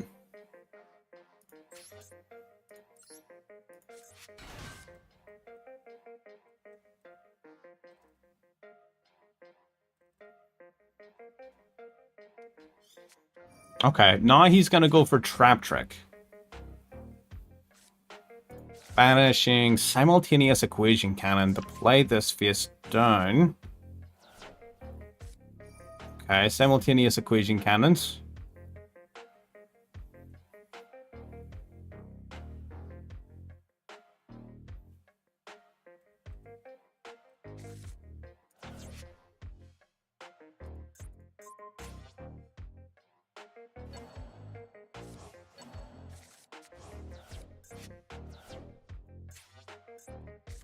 Well, fuck me then. Alright, let's go Birth. Activate the Birth. Let's bring back Fenrir.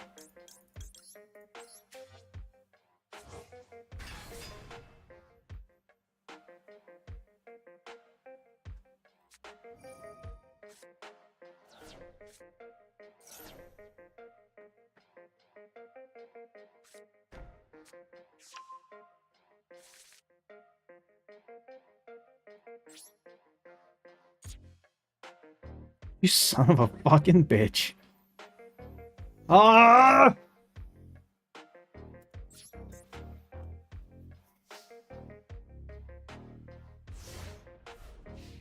Sack of shit. Okay. Yeah, this is GG's. I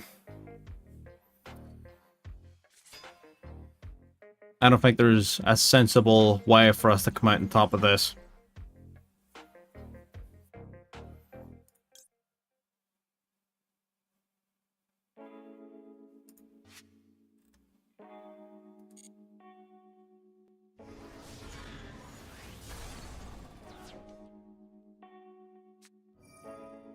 Yep, this is gonna get rid of my Birth.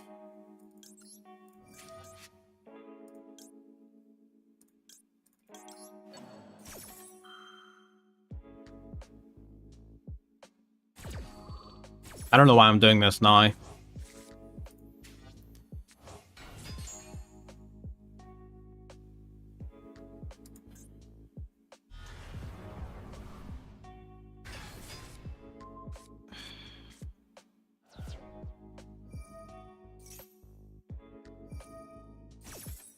Yeah, he's got me. There's no way.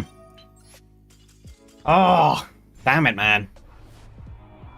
Labyrinth. Still as annoying as ever. That's what the deck does, though. You know, it's just Lab doing Lab things. It's not doing anything particularly toxic or degenerate. It's just being Lab. Yano. What do you got for me? Losing the coin toss. That's fine. Workable.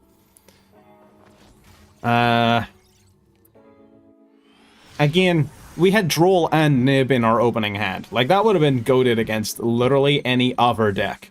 But we just happened to catch that. And then this time, we've got nothing. We've got fucking Ash Blossom, which would have been the one great card against the last guy. Against the fucking tier player. Against whom Ash Blossom does Jack Dick. Watch him mill a fucking tier name here. Watch this. Drop Snow. That's annoying, actually, still, to be honest. If it has an Aqua in hand, you can just go redo or Infusion anyway. Oh, that's fun. Oh, we like that. That's neat. Uh-huh.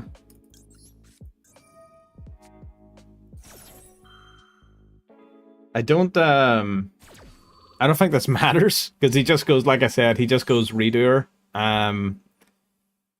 Off of Sheeran and Performage. Drops Sheeran.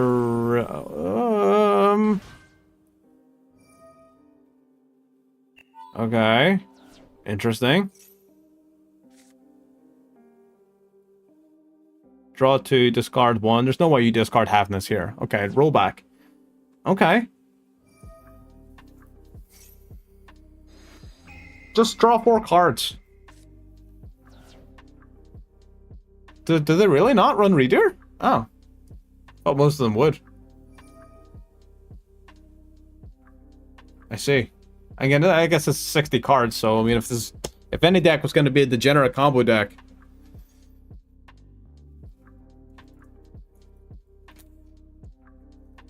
Yeah, that he could.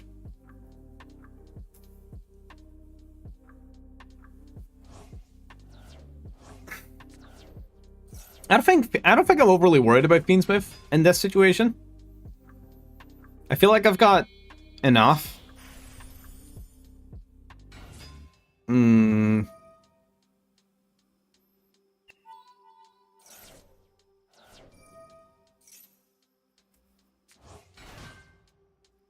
Here, Lightsworn.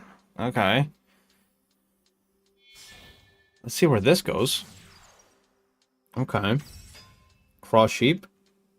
So do you have a way to fusion summon? Or are you just, like, praying? I guess he's probably just praying, right?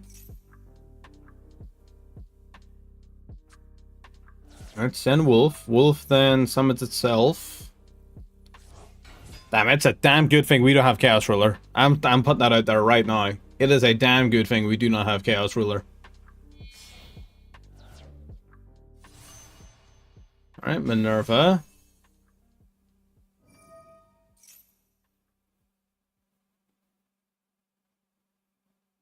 Minerva... Yeah, okay. Yeah, it's gonna be a while. It's gonna be a while before this guy's finished. Wagon in hand. Not great. Rest the hand pretty good.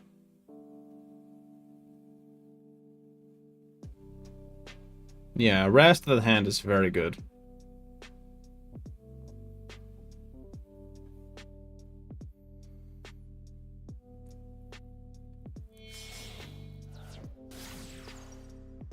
Saryuja Skuldred.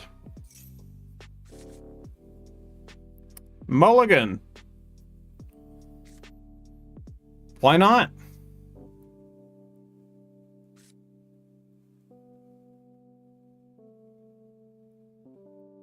I mean, there's no way you have no plays after a mulligan, right? Like, there's no way your deck draws 4 cards and doesn't have crazy gas. Dropping Zephyros for Whis. Okay.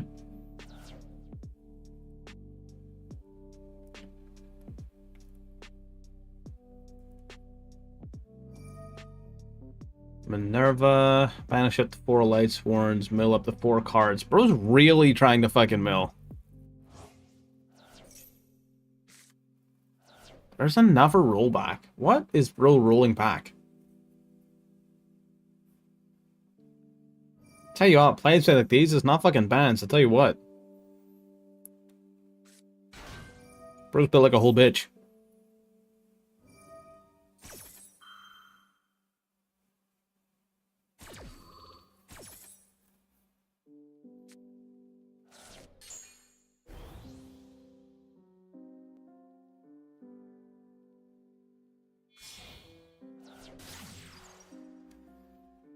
Oh, true. It could be. That would suck. I guess without Beatrice, you have to go the fucking long way and just mill your entire fucking deck.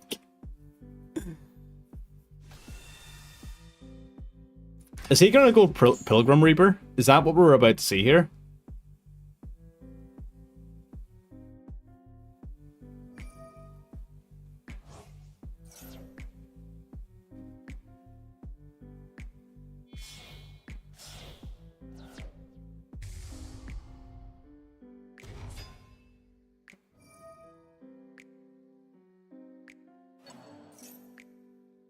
Yeah, that's what I'm thinking.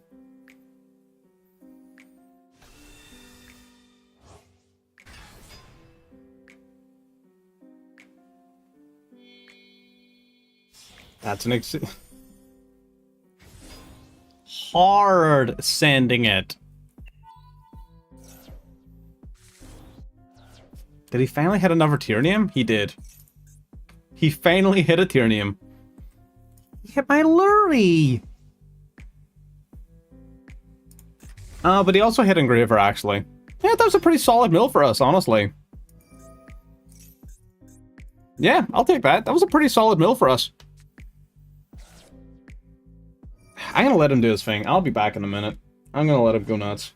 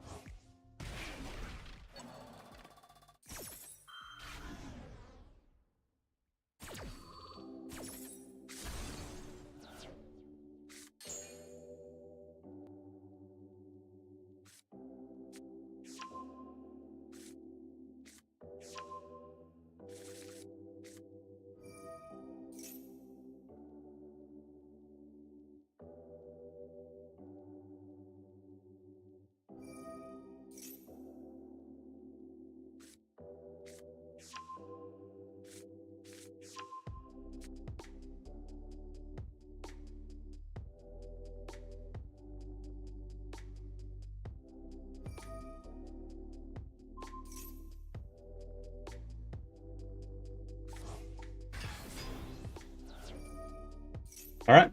Cool. Oh, no. I see.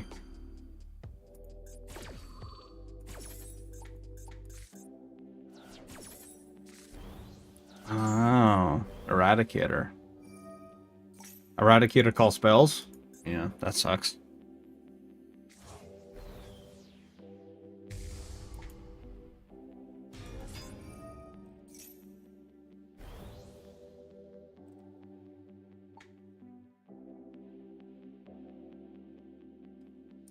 Let's see.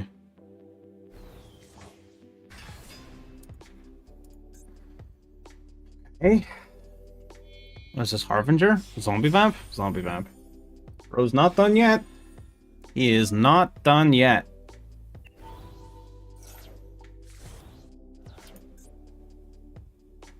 Okay, a couple less spells for us to draw.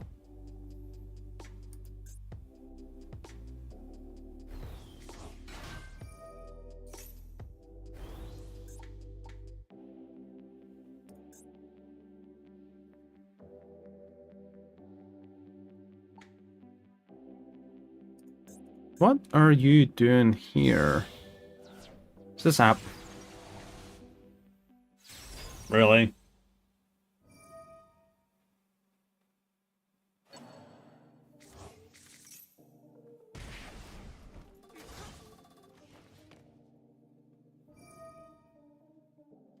Bro, I'm not playing for a format appo. What a waste of fucking time. If you'd have passed on something reasonable, even I think with 3 cards in hand, we might have been fine. But the format appo is just being fucking... It's just being childish. Honestly.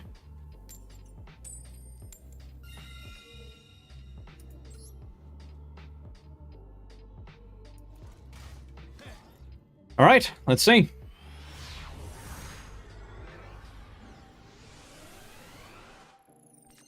What do we have? Nah. Oh, no, this hand's really bad, actually. I just noticed I already have the trap card. Oh, man. This hand sucks.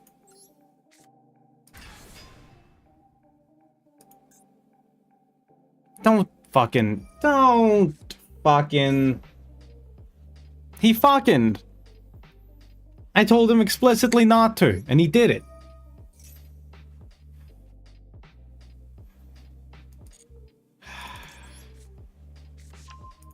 Alright. Cool. It's fine. It's fine. All we need to do is live one turn.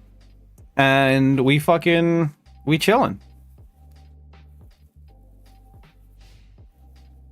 Oh, true. Santa Claus is a... I might do that, actually. It's not a bad idea. Bro, who do you think you are? Me?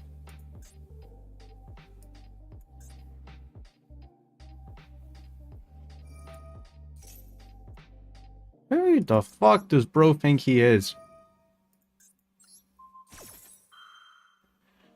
Yeah, it is, it is. Like, if we can get through this turn, we're golden. Like, if we can get through this turn, we're so fine. If he wants to go Battle Phase to immediately take out my Fenrir, I'm all for it. Right? That just guarantees that we, like, get another turn. Which is that's all I'm asking for. So, like, if he wants to go Battle Phase to crash and get rid of our banish, sure thing. Sure.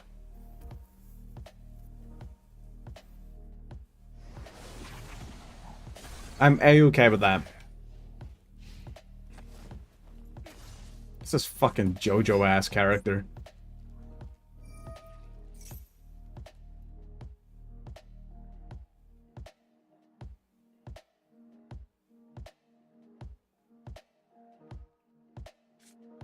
Alright, send engraver.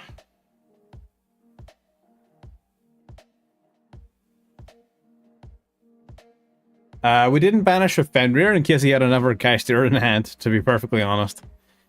Tactics is part of it, but it's mostly because if he had another Kashtira in hand, then the whole interaction is pointless. That, and it gives him an incentive to immediately go Battle Phase.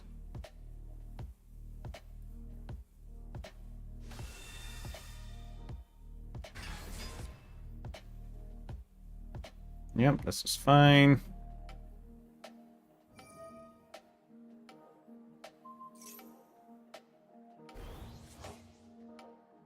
This is fine.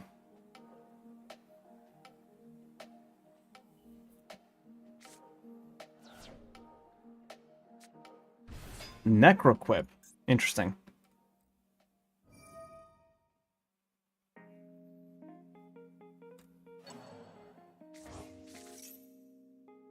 Shuffle back an engraver to summon engraver. I can only imagine you're going Caesar here, right?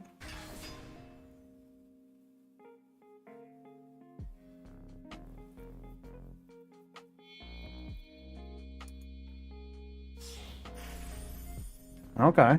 Okay.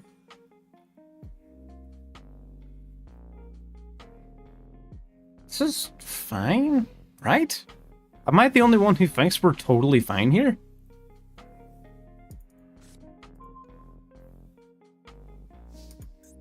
Yeah, he will get to pick out our extra deck. He'll get to take something out of it. But unless he takes Pep, it doesn't matter. And even then, like, him taking Pep just means the rest of my combo is live. So, just one of those things. Plus, I also get to pick at his. No, I don't. Forces the Vealer. That's nice. I don't really mind that too much. I'll take it. Lacrima... What does Lacrima do? Huh. Summons Requiem. Requiem tribute itself. Summon... Lacrima? Or Engraver, I guess? I guess it just thins the deck. Nets advantage. Recycles cards. No reason not to do it, I suppose.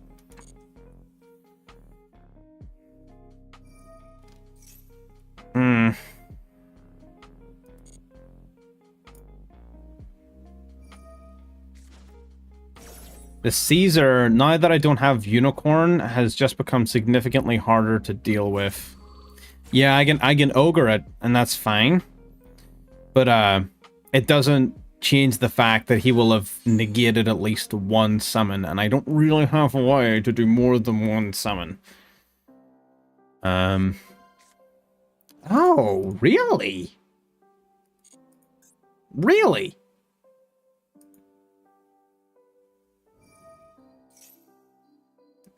Okay. Interesting. Right, so, plan. What I need to do is I need to get Caesar to activate. What does this do? Whatever, I'm not reading all that. Right, so we're gonna normal summon Madame Spider. We're gonna go this. I don't really... I think that has text on it, but I'm not reading all that. We go Moon.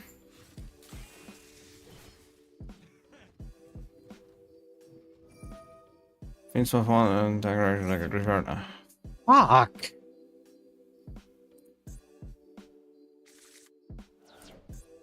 You leave me alone for 5 fucking seconds. God damn it.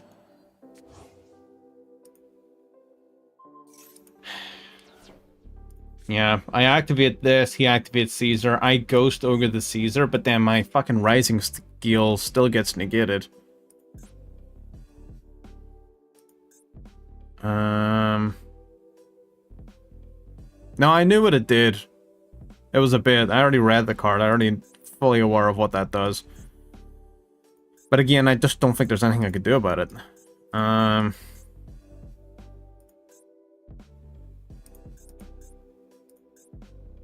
Yeah, I activate you.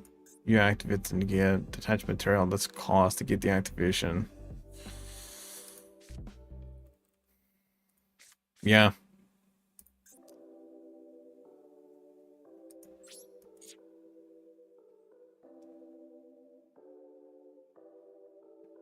Damn, yeah, that sucks. Maybe he lets this go.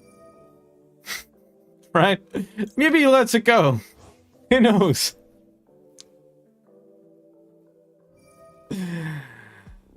Oh, what an unpredictable turn of events. You could have seen this coming. Please surrender. Just scoop. Please don't think. Just turn off and brain cell and just... yeah. Not good. Not good at all. Don't worry about it, Mega Boy. You didn't catch us at the greatest time there, but it's fine. We've literally just been demoing this whole fucking time. We haven't moved, we haven't been promoted, haven't been demoted. We're just chilling in fucking limbo.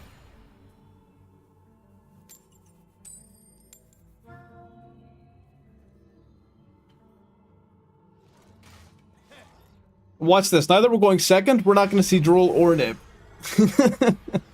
Watch this. Now that we're going second. Oh, Fuwa though. That's a good one. Yo, hang on. Yo, this hand's actually kind of nice. Our one and only Deer Note in hand is definitely kind of cringe. But that's fine. I'm taking an Ash out of his hand. I'll live with that.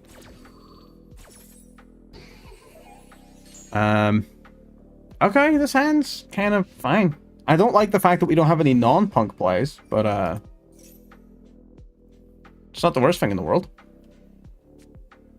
Grabs, branded lost. Ew, kind of cringe.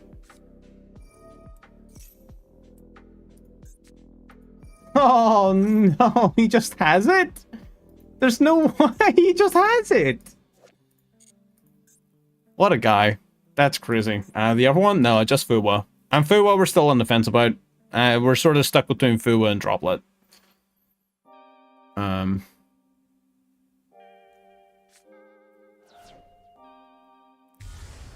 Can't surrender yet. Wouldn't even know what he's doing yet. He might fuck it up. You know? Or maybe it just won't be enough. Who knows? We'll see.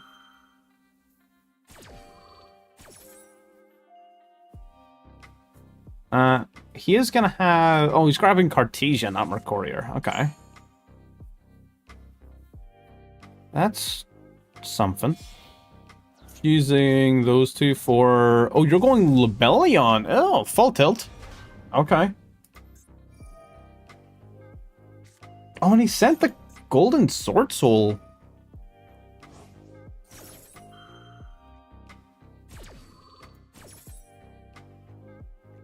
That's a cool little line, but I'm not totally sure it's better than just Lebellion, no? If I'm keeping it a stack, I don't know if that's better.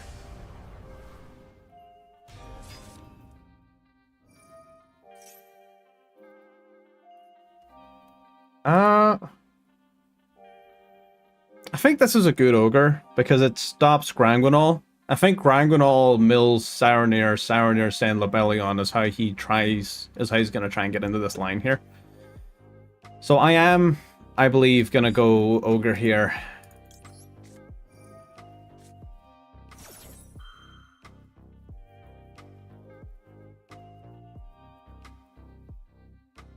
And if it goes called by would be awesome. Please go called by.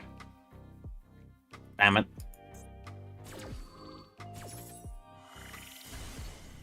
He still has to fusion summon.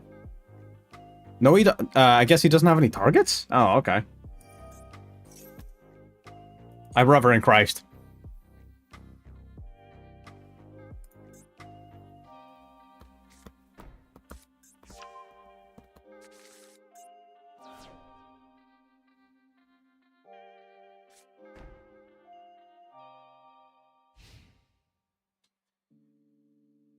Yeah, but I guess I was expecting him to still be able to fusion summon, but I guess he just didn't have any other applicable monsters. Does that mean he's not running Dragstapelia? Right?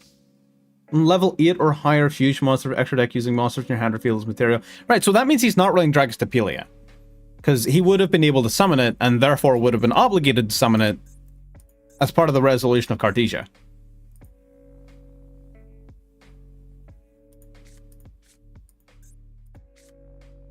Oh, and there's the nip. That's... I don't even think he summoned 5 times last turn. 1, 2, 3, 4. He did. He would have been nibbable. He absolutely would have been nibbable. Nibbable. It's fine. Drop nib. Summons the almond. This definitely is not a good hand, to be perfectly honest. This kind of sucks. Especially if he just, like, fucking hard mirror jades right now. Yeah. Damn it, man.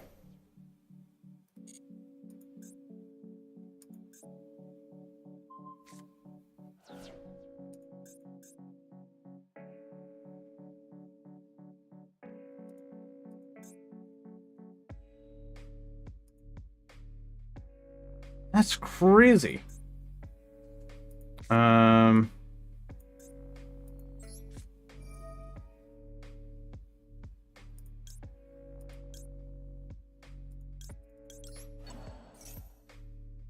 Okay, let's Drissworm.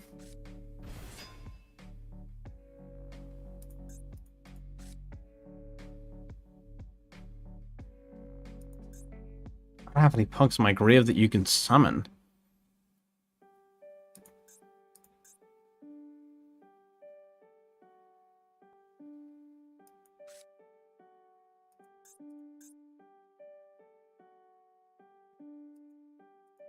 Yeah, I've got nothing. God damn it, man. I don't know if the bestials are enough. We're on a bit of a fucking losing streak now, boys. It's not going well. It is not going well. Again, every climb has its ups and downs. So I guess it's about time we had it down. So we kind of been all up all the way.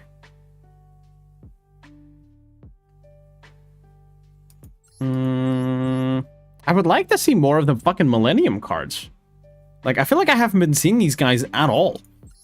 I guess I'm only running like 5, so I mean, yeah, fair. Valid. Fair. Correct. Yeah, it's fine. Try Santa? Yeah. Santa's a good shot.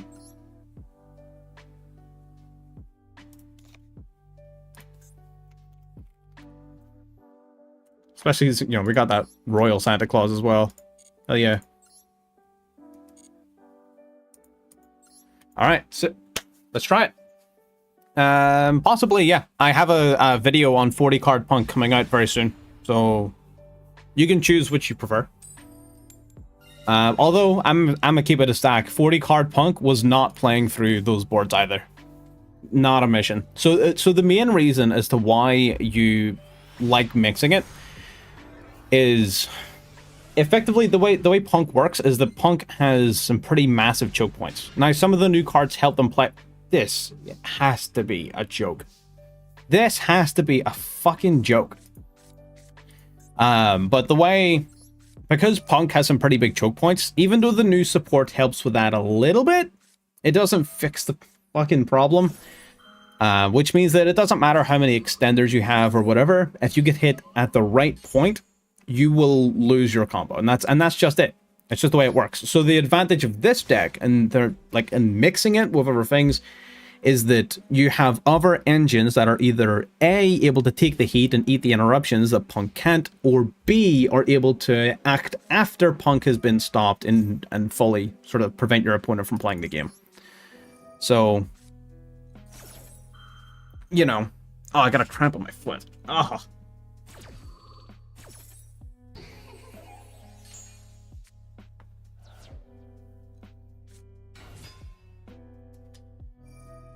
Rescuers.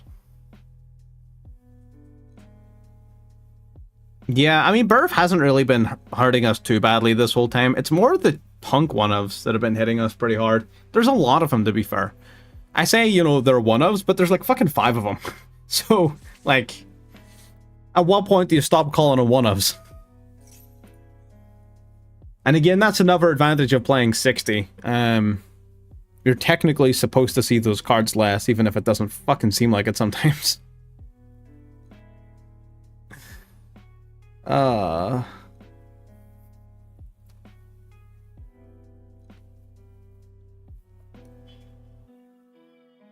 mean, I guess when you're talking about like engines to play, you need to balance good cards versus bad cards. The Kashtira engine is definitely the worst for that. In terms of good versus bad ratio, because it plays 3 good cards to 1 bad. So 75% good ratio, which is still really solid, right? So 75% of the Kashtira cards are good cards. When it comes to Fiendsmith, Fiendsmith has 1 bad card to, what, 5/6 good ones, depending on if you want to look at Lacrima as a good card. So let's call it 6, right? It has Lurie to 6 good cards, which makes it better. The Millennium cards has 0 bricks. It's all good. We don't have the extra deck space for Super Poly, unfortunately. The Millennium cards, any of the 5 cards we're playing for Millennium are starters. And then we have the Punk cards, which has 1, 2, 3, 4, 5, 6, 7, 8, 9, 10, 11, 12 full dedicated starters, 15 if you count Rising Scale. And then it has 5 bricks, which actually puts it around the same good card to bad card ratio as Kashtira. So in terms of efficiency, if you want to look at efficiency as the number of good cards versus the number of bad cards, Punk and Kashtira are lower in terms of efficiency than the other engines within the deck. Primate Punk, the Primate Punk isn't a thing. I mean, yeah, but it takes your normal summon. Oh, Paradise, I guess. Yeah, I didn't count Paradise. If yeah, you probably count that as a brick for sure. I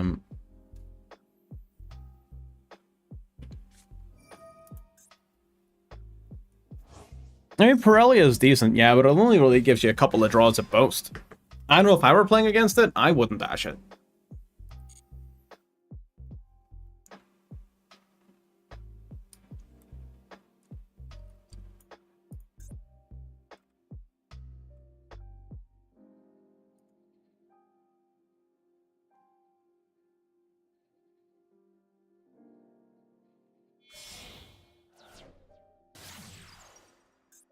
Motherfucker, I've got an ash in my grave.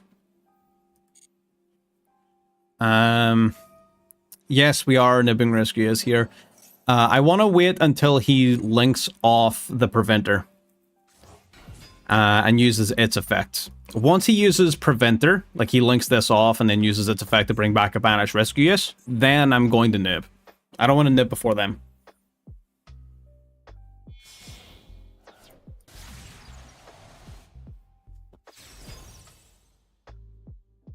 In my defense, I thought he was going to go Promethean. In my defense, I thought it was going to be Promethean. You're right, what do we draw? True. What the fuck do we draw? We got fucking 3 bricks in hand. Oh, we're ranking down. Shit. Damn it, man. God, we did such a good job at holding there. We pushed right up a couple of times, and now we're just getting cucked. I could have swore he was going to go Promethean. Because I don't think he even had lethal there, but, like, at the same time, what are you going to do about it, right?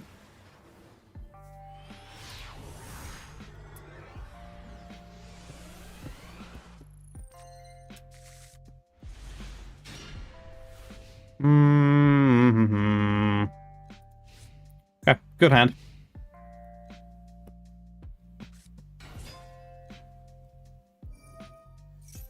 Blue Eyes. Siege of Eyes of Blue.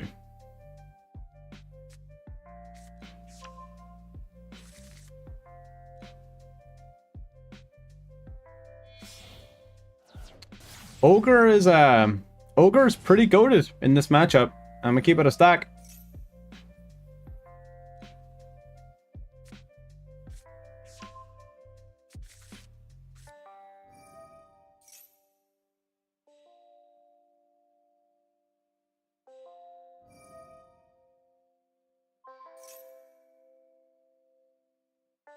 Yep, got a Sam Blue Eyes. You know what? It's been a long time since I played Ragnaraka. I really want to play Ragnaraka.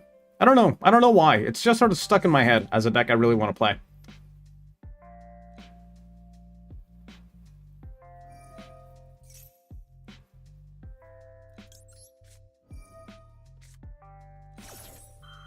They protect their trap? How do they protect their trap?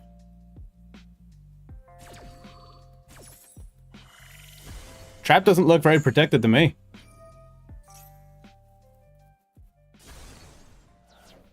Their trap looks pretty deceased. Not gonna lie.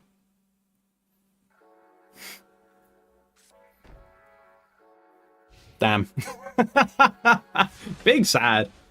Big sad moments. Give me fucking Ogre Dance. That's not Ogre Dance. Ooh, but I like you. But I like you. Jet? Spirit. Oh, okay. Turn 1? Like right away? That Veiler on the Fenrir. Bro is afraid. That you can't not respond to a Kashtira monster. I get it. I understand. You know what? It's like, yeah, bye. See ya. Alright, let's quickly win our way back into Diamond 1. So we can stop playing with these clowns. I don't even really want to get into... Is my music a bit loud? Has it been loud? Seems a little loud.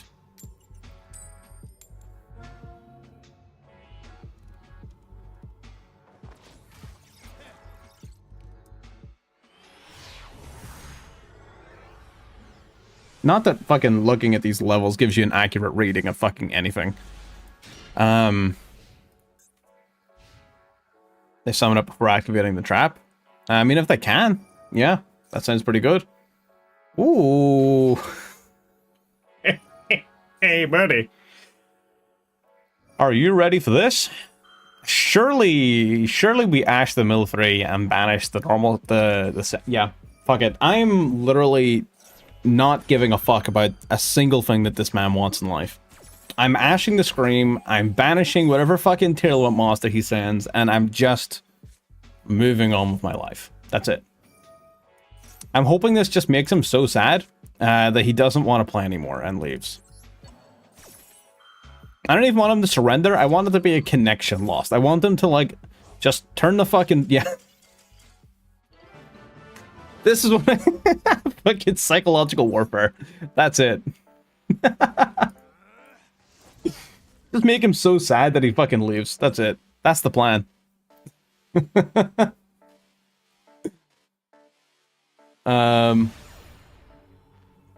he went in the spirit first... I think he needed spirit to go into it, though, no? I don't think... Oh, no, he could have went in the spirit first. Yeah, you're right. He's spitting.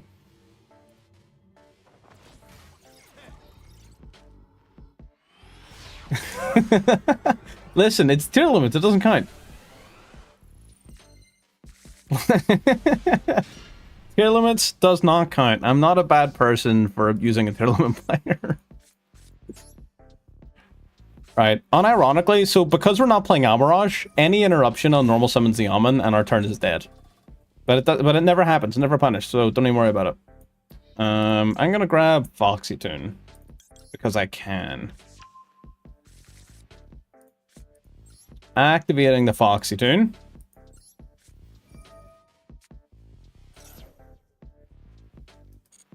Okay, I'm gonna drop a Maxi.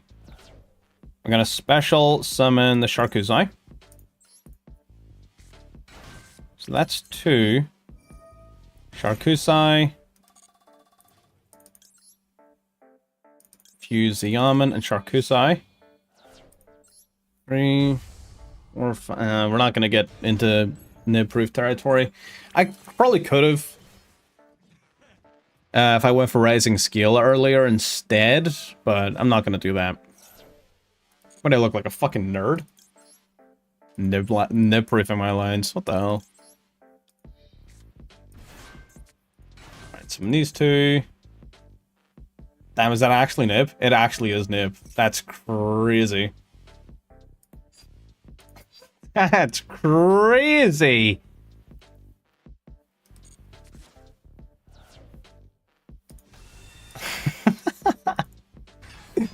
Ain't no way, brother. Unfortunately, that doesn't do anything. Let's see. So, because you can just... Yeah, I can just bring Wagon back here. Slightly annoying, but not end of the world type shit. Alright. Paying 600, grabbing ourselves a field spell.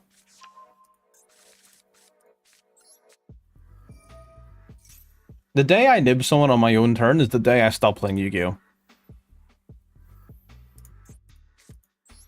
Alright.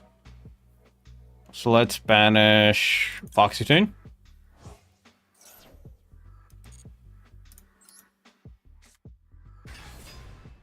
Alright, activate your effect. You're gonna summon a monster from deck. Oh, he had a little something. Little son. He had a little son. Could go Madame Spider. Can't really go into the Jam Dragon Drive here.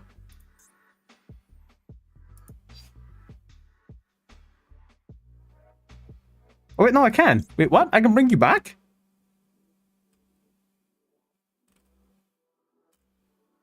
Oh, this would just add it to my hand, wouldn't it? Yeah, it would. Oh, that would have been a misplay. I'm gonna go for Madame Spider.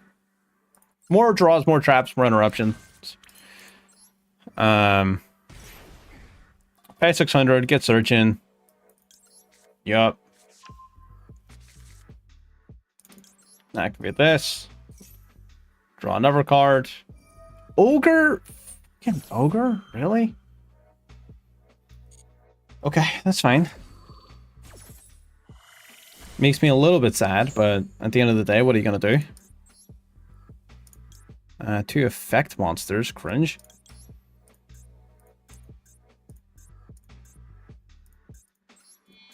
Alright, let's go these 2 then, into Moon.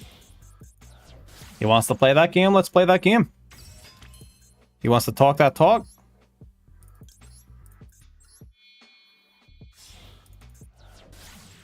All right, Fiendsmith Requiem. Yeah. Yeah. Duh, obviously. Just reminding myself of the line. Alright, summon Lacrima. Activate the Lacrima.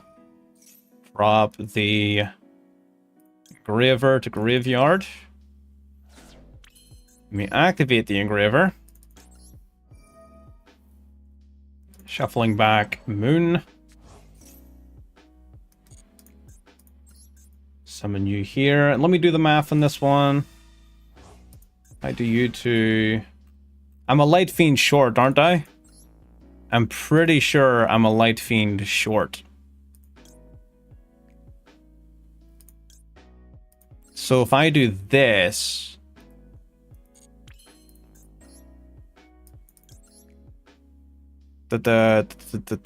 Yes. Yes. So I need to use these two to win the Moon. I think I'm right in saying this. And then I need to go Moon and Nib token into sequence. And then I go sequence, fusion summon. Shuffling back Lacrima and Moon.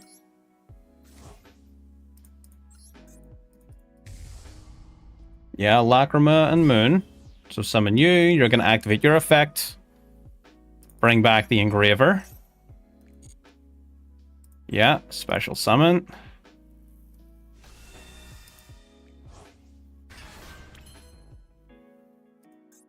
Then I can go Requiem onto Lacrima.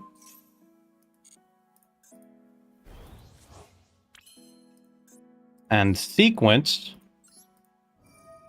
on the Lacrima. Then I can send sequence and Requiem to the graveyard with the Doom Dragon. Doom Dragon will put that Nib in the back row. Block up a Pendulum Zone, why not? Then we go Caesar. Yeah, see, it worked out this time. We fucked that up the first time, but we got it right this time. And then we go Harbinger. All right, sick. This is it's pretty nice. All right, I'll take it. Not exactly what I had planned for this turn, but it'll work. 2 summon negates, a spell negate, and a monster negate. He's got 4 cards in hand.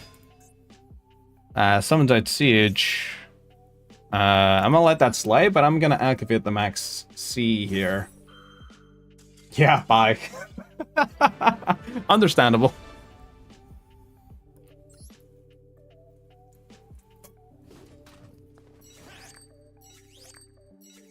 Understandable.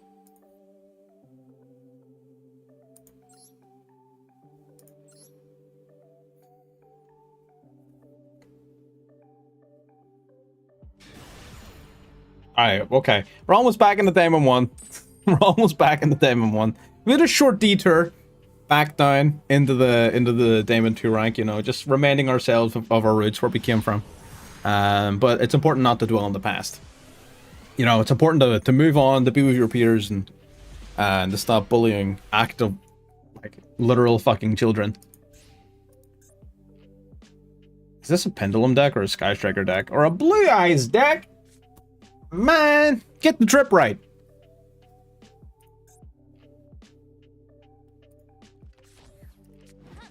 Why is everyone using this border? This, like, Mirror Force border or whatever the fuck this is supposed to be. This is ugly as hell. 0 hand traps. This might actually be a little tough. His hand is not great. Hand is really not great. Like, keeping it a fucking stack, not good.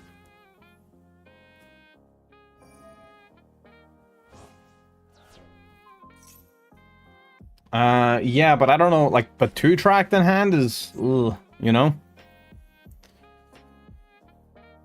Yeah, I know. Like, he's gotta have another one, right? Like, there's no way you discard Maxi unless you have another one in hand.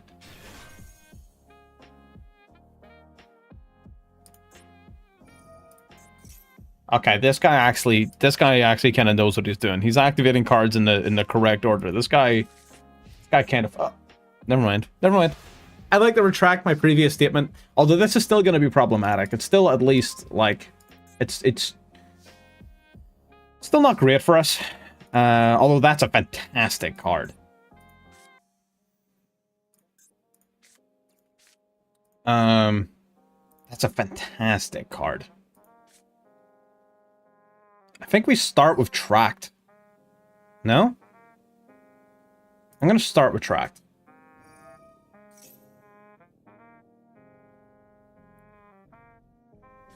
Okay, that's good. I can live with that. That's fine.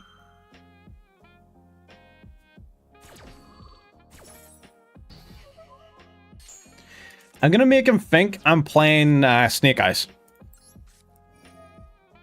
I'm going to make him think I'm playing Snake Eyes.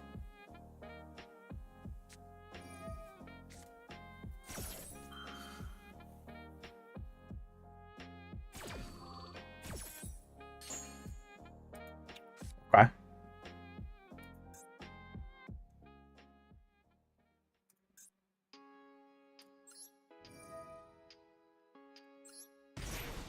Take some deeps. Summon. Add Ouija Temple. I think I have to go for game here. I don't think I can sit around. I mean, I guess we probably could, but that's not fun. I'm not doing that.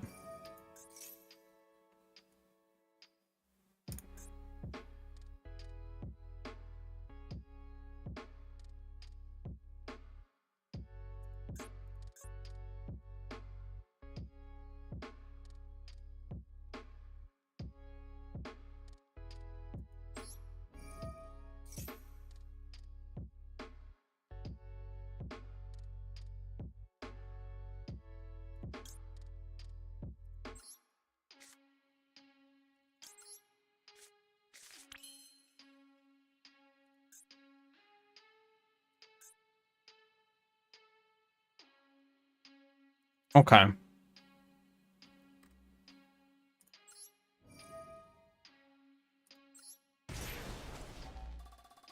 That's what I'm setting up. I'm setting up Pep. I'm getting myself as low as possible on life points for Pep. I'm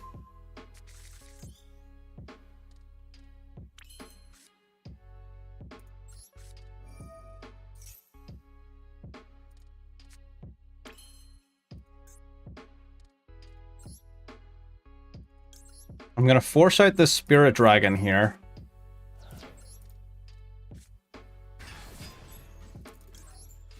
So the reason we set P.U.N.K as Yaman in the back row here instead of anything else is because I was going to send it to grave for the Doom Dragon, and I really wanted in Graveyard to banish his cost for Rising Scale. Oh, that's fine as well. I actually forgot that targeting negate was there, to be honest. Does that have a Graveyard effect? No? Cringe. Okay. Okay. Okay. Okay. Okay. Okay. Okay.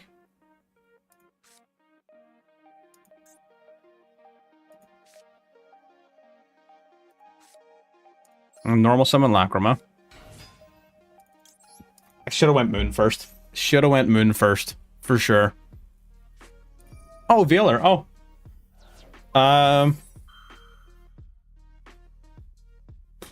Yeah, that's annoying, but it's fine.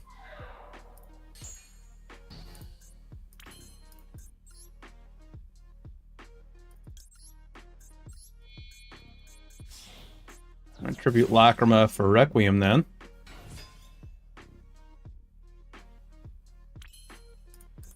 Alright, go Requiem.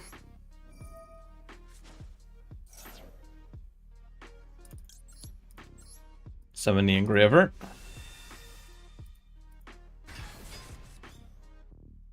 Yeah. I'm gonna force the Spirit Dragon's effect now.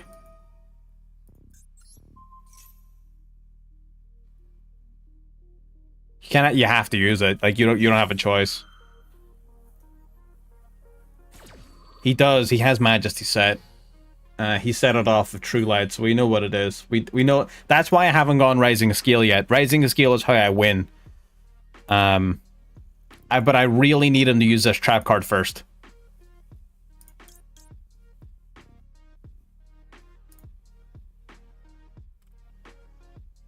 You know what I mean? Like, that's my only issue here. I just really need him to use this trap card first. Okay, I'm gonna go Sequence. Surely you go Majesty here to pop this. Okay, he's gonna go for his... Are you gonna use your Omni on this? Damn, bro. Chill. It's not that deep.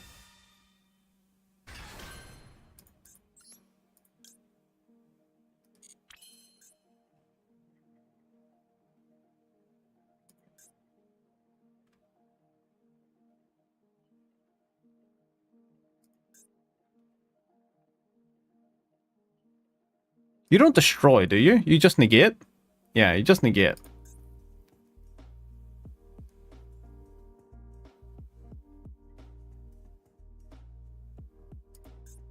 Okay, I'm gonna go Sequence. If he negates this, that's fine. Okay, that's fine. I'm okay with that.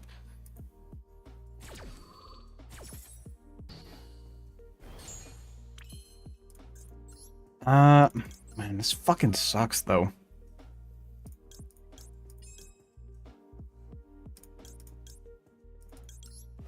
Okay, gonna return this.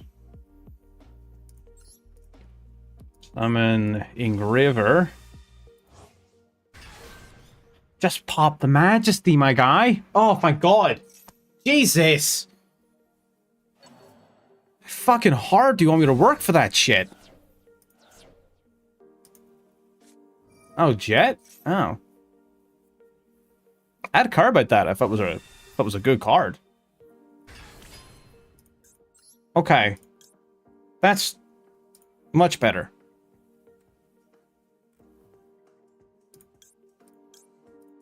Okay, so now I'm gonna go Sequence. Equip you on the Engraver. Beautiful. Activate Engraver. Send Sequence. Send Jet, I guess. Okay. Much better. Now Rising Scale just gets cucked by fucking any hand trap.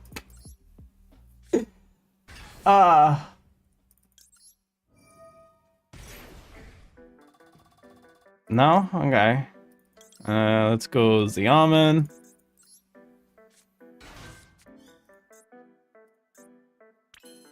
Activate Xiamen.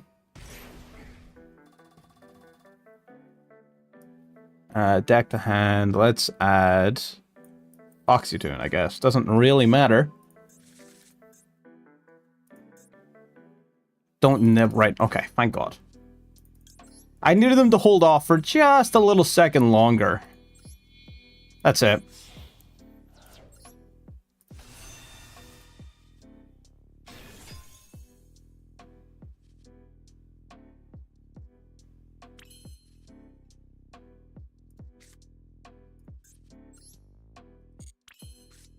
Okay, now I'm gonna see if I can get him to use that nib in his hand.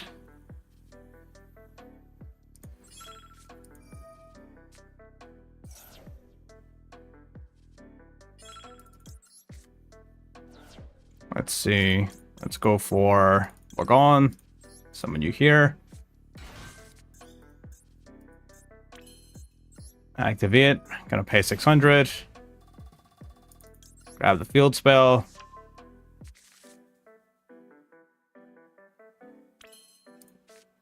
Activate the field spell. Fuck it. I'm gonna just go for it now.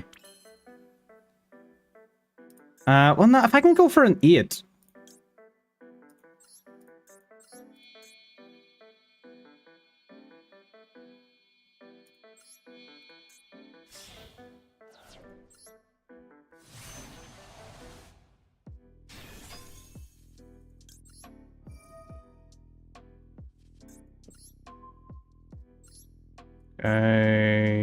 Yep, I'm gonna send these guys back to the hand. If he is Nib, he probably would be best using it now. Oh, okay, well, I'm gonna go Battle Fizz then. Alright, GG's. Right? Doesn't have a Bestial, does he? That'd be cringe.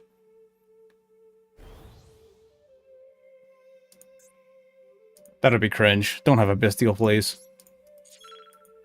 Please don't have a Bestial.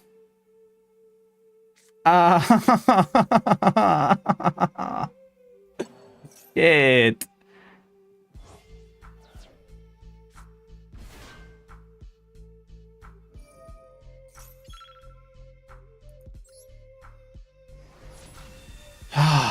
Fuck.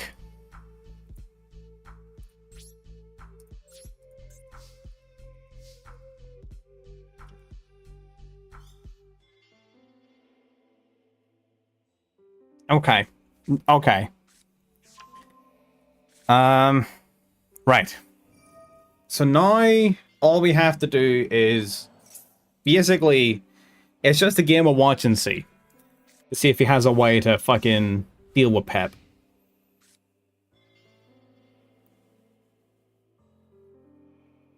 Can anyone think of a way that why not attack with Amazing Dragon first? Because the same thing would have happened. It wouldn't have mattered.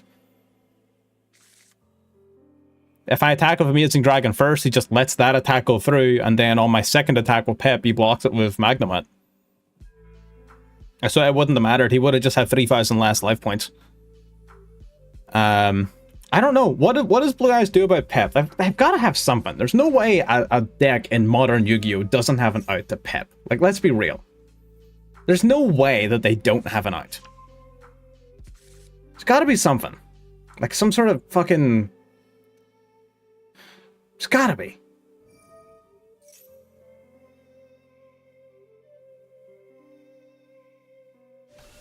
What do they do? I don't know. If anyone can think of an out to Pep. Nobody really runs her anymore now.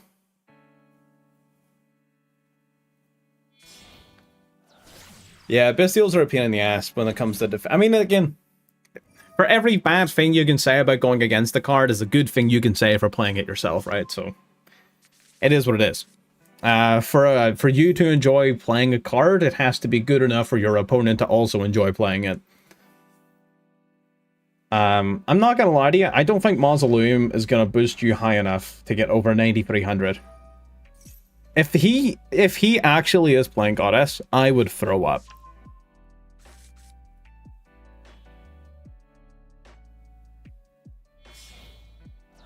If he actually goes Goddess, I might fucking yak all over my fucking monitor. No, Drill Beam won't work. I can't think of anything that would work. I don't know, man. I don't know. He can't even do the fucking age-old strat of like, oh, swing into it to lower your life points until it's not affected anymore. Like, when he goes into the battle phase, I'm gonna boost up to like fucking 17,000 attack points or whatever the fuck. Like, he's not gonna be able to survive attacking it. So he can't do it that way. I mean, I guess he could get out a whole bunch of really small monsters and attack the Amazing Dragon a bunch of times. That would probably work. I don't know if he's gonna do that though. Will Sphere work? No. Sphere does not work. It's still an activated effect.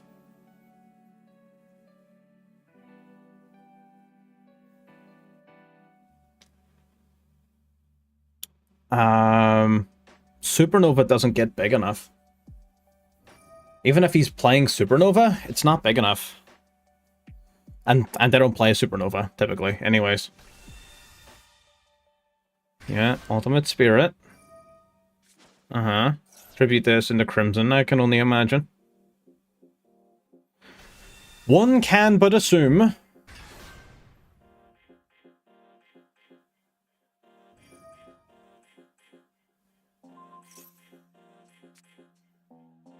Shuffle back for what, Cypher?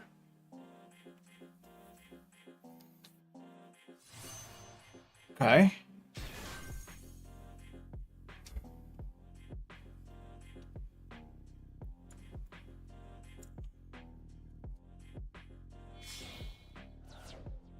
I have a fusion with 5,500 attack. Oh, you mean the OO to like get lethal over Amazing Dragon? No, they wouldn't do.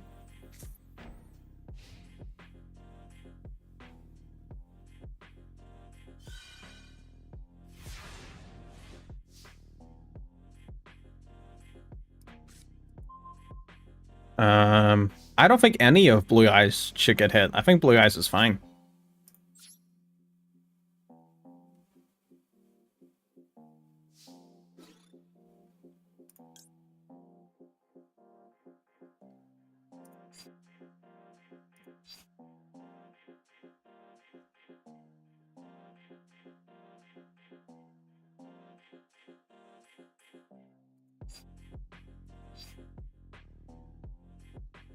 Just walling up, man. I'm just getting even bigger. He has to jump off the field with SB here. Yeah, he's gonna bounce off with my Amazing Dragon.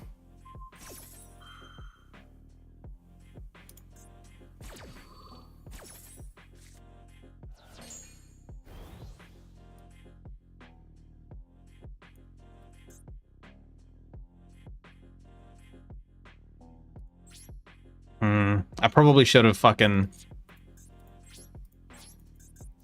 did something about that last turn, huh?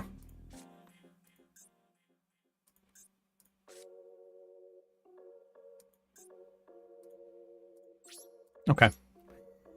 Play the waiting game. We don't need a rush.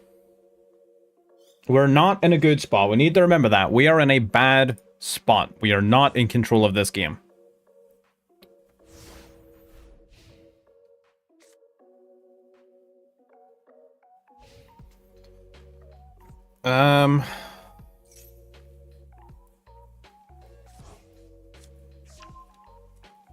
I don't know. I'm kind of banking on the fact that they might not be able to. But, we are definitely on the back foot here.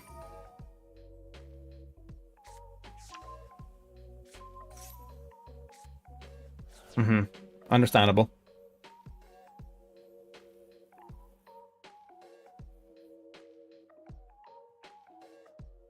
What are you going to do about that SP, though? Like, how are you going to get that off your field? That shit needs to be gone. Like, you have to crash that into my, like, Amazing Dragon or something. Like, that shit needs to be gone. The only reason he's still alive right now is because I didn't have enough attack points to get lethal over SP without activating anything. He negated his own Primite. Why did he do that?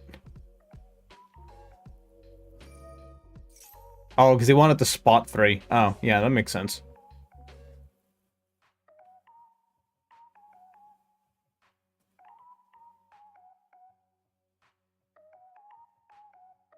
He has to go battle phase and swing both of his monsters into my Amazing Dragon.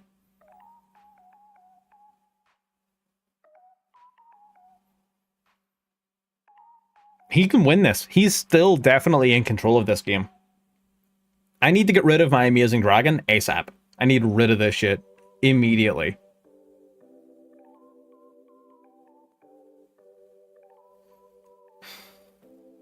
Because that's the only way I lose. Okay, he doesn't do it. Wait. Again. Am I missing something? Do I not just go battle phase? Like, it's one thing him jumping off the field with one monster, but 2? 2's a stretch, buddy. Come on. And I'm not activating at the start of this battle phase. Dork.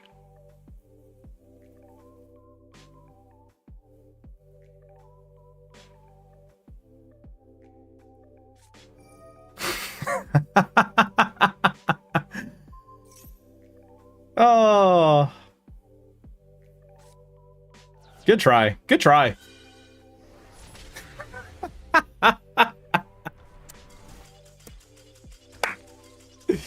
Good stuff. Nothing quite like a pep to finish it off. I think he was banking on, at the start of the battle phase, he was banking on me activating pep to boost my attack. And in response, he was going to use SP to jump off the field, jump him and target himself and his primate, remove both off of the field until the end of the turn. That's why he was so comfortable leaving them in attack position. But I guess he just didn't think that I just wouldn't activate it. The only reason I activated it last turn is because I was like 300 damage off lethal just from punching SP. So it wouldn't have did me any favors. It would have just made my pep vulnerable. So sometimes you got to play the long game with the pep. We'll play... There are 5 minutes left of the stream. We'll play one more, and then we'll call it. As much as I would like to call it there, because that's a really good finish, we got time for one more.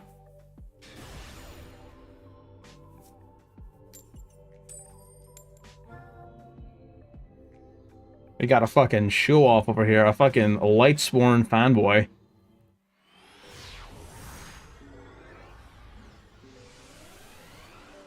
What have you got for me? What have you got for me? Ooh, it's a solid hand. Solid hand. Oh, Millennium, like an actual Millennium deck. Interesting. 60 cards. What the fuck is you? This is like what?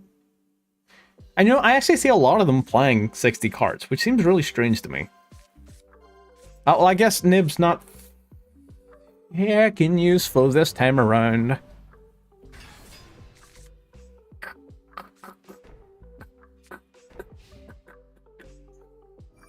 Whatever decks can summon Pep. It's an awkward level. Typhoon. No, they would have just punched Typhoon.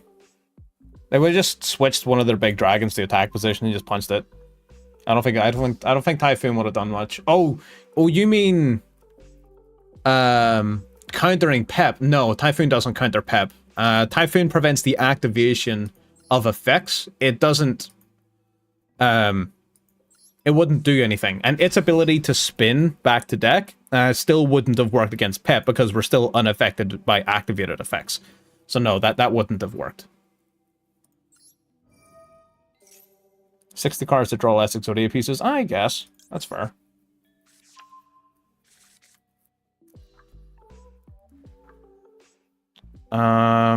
Yeah, that's true. Horus and level 3 tuners is that's why some people, instead of playing the Millennium cards, a lot of people play the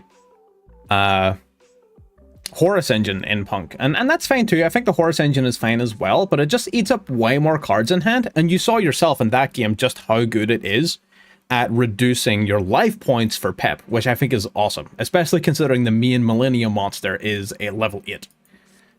So it's an easy pathway into Fiendsmith, as well as being life point lowering, level 8 body providing engine, perfect for Pep. So I'm a huge fan of the Millennium cards. They've yet to let me down yet to let me down in a manner that I think any other deck would have succeeded, if that makes sense. Of course, we haven't won every game we've played them or anything like that, but there are definitely situations where we are only alive because of those cards. I was on the fence about summoning Xiamen here because of that. I was kind of thinking maybe we hold off and just do Fenrir, like in the battle phase. But can this card be activated? Yeah, I mean, this card can be activated in battle phase, so it really wouldn't have gotten us very far anyways. So, yeah. So you're gonna get a spell or a trap. You're a problem.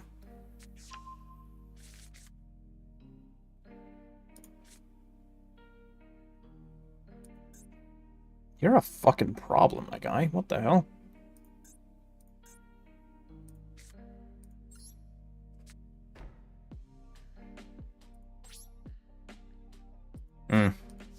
Okay. So do we just have to weather the storm basically here? Do we have to just survive 3 exodes? Exode? Whatever this is called? Fires of Rage? Do we just have to survive this 3 times? I don't think we can do that. He's playing Fiendsmith as well? Not today or not.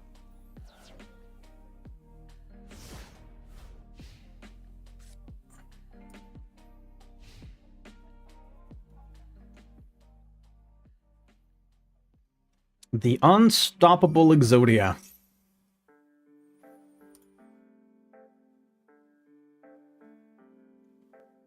You might as well just chain Exode now, yeah.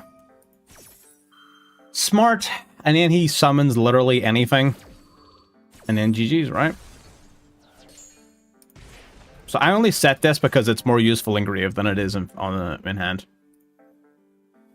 If he activates literally any Millennium Monster, I'm calling it. Fucking, you know, you got it. Whatever. Whatever. I'm not gonna sit and play against fucking Millennium Stun. It is 11 p.m. That was a fun stream. We didn't move anywhere. We stayed in Diamond 1 the whole time, but in staying in Diamond 1, I hope I was able to show that the deck's pretty good. For those of us who are curious about the list, here it is. It's a monstrosity. It's horrible to look at, and I love every single part of it. You can expect a video on this deck at sometime soon. Video on a 40-card Punk deck is going up, again, probably tomorrow. I'm going to do some last-minute edits tonight and get that all prepped up for tomorrow. I'll probably do something on the Mermail Atlantean stuff soon, although, again, just seeing all this hand rip bullshit is kind of killing my enthusiasm for it, so we might skip over that to something else. But I will probably try to do something with the Mermail cards. But if anyone has any suggestions, deck ideas, anything they want to see, make sure you're in the Discord to let me know. I still have a whole bunch of other decks that I missed. I have a whole bunch of Metalmorph decks I want to make videos on that I didn't get a chance to at the time of those cards coming out. So we will be playing some Metalmorph very soon as well. Lots of stuff coming up. Stick around, subscribe, enjoy. See you next time.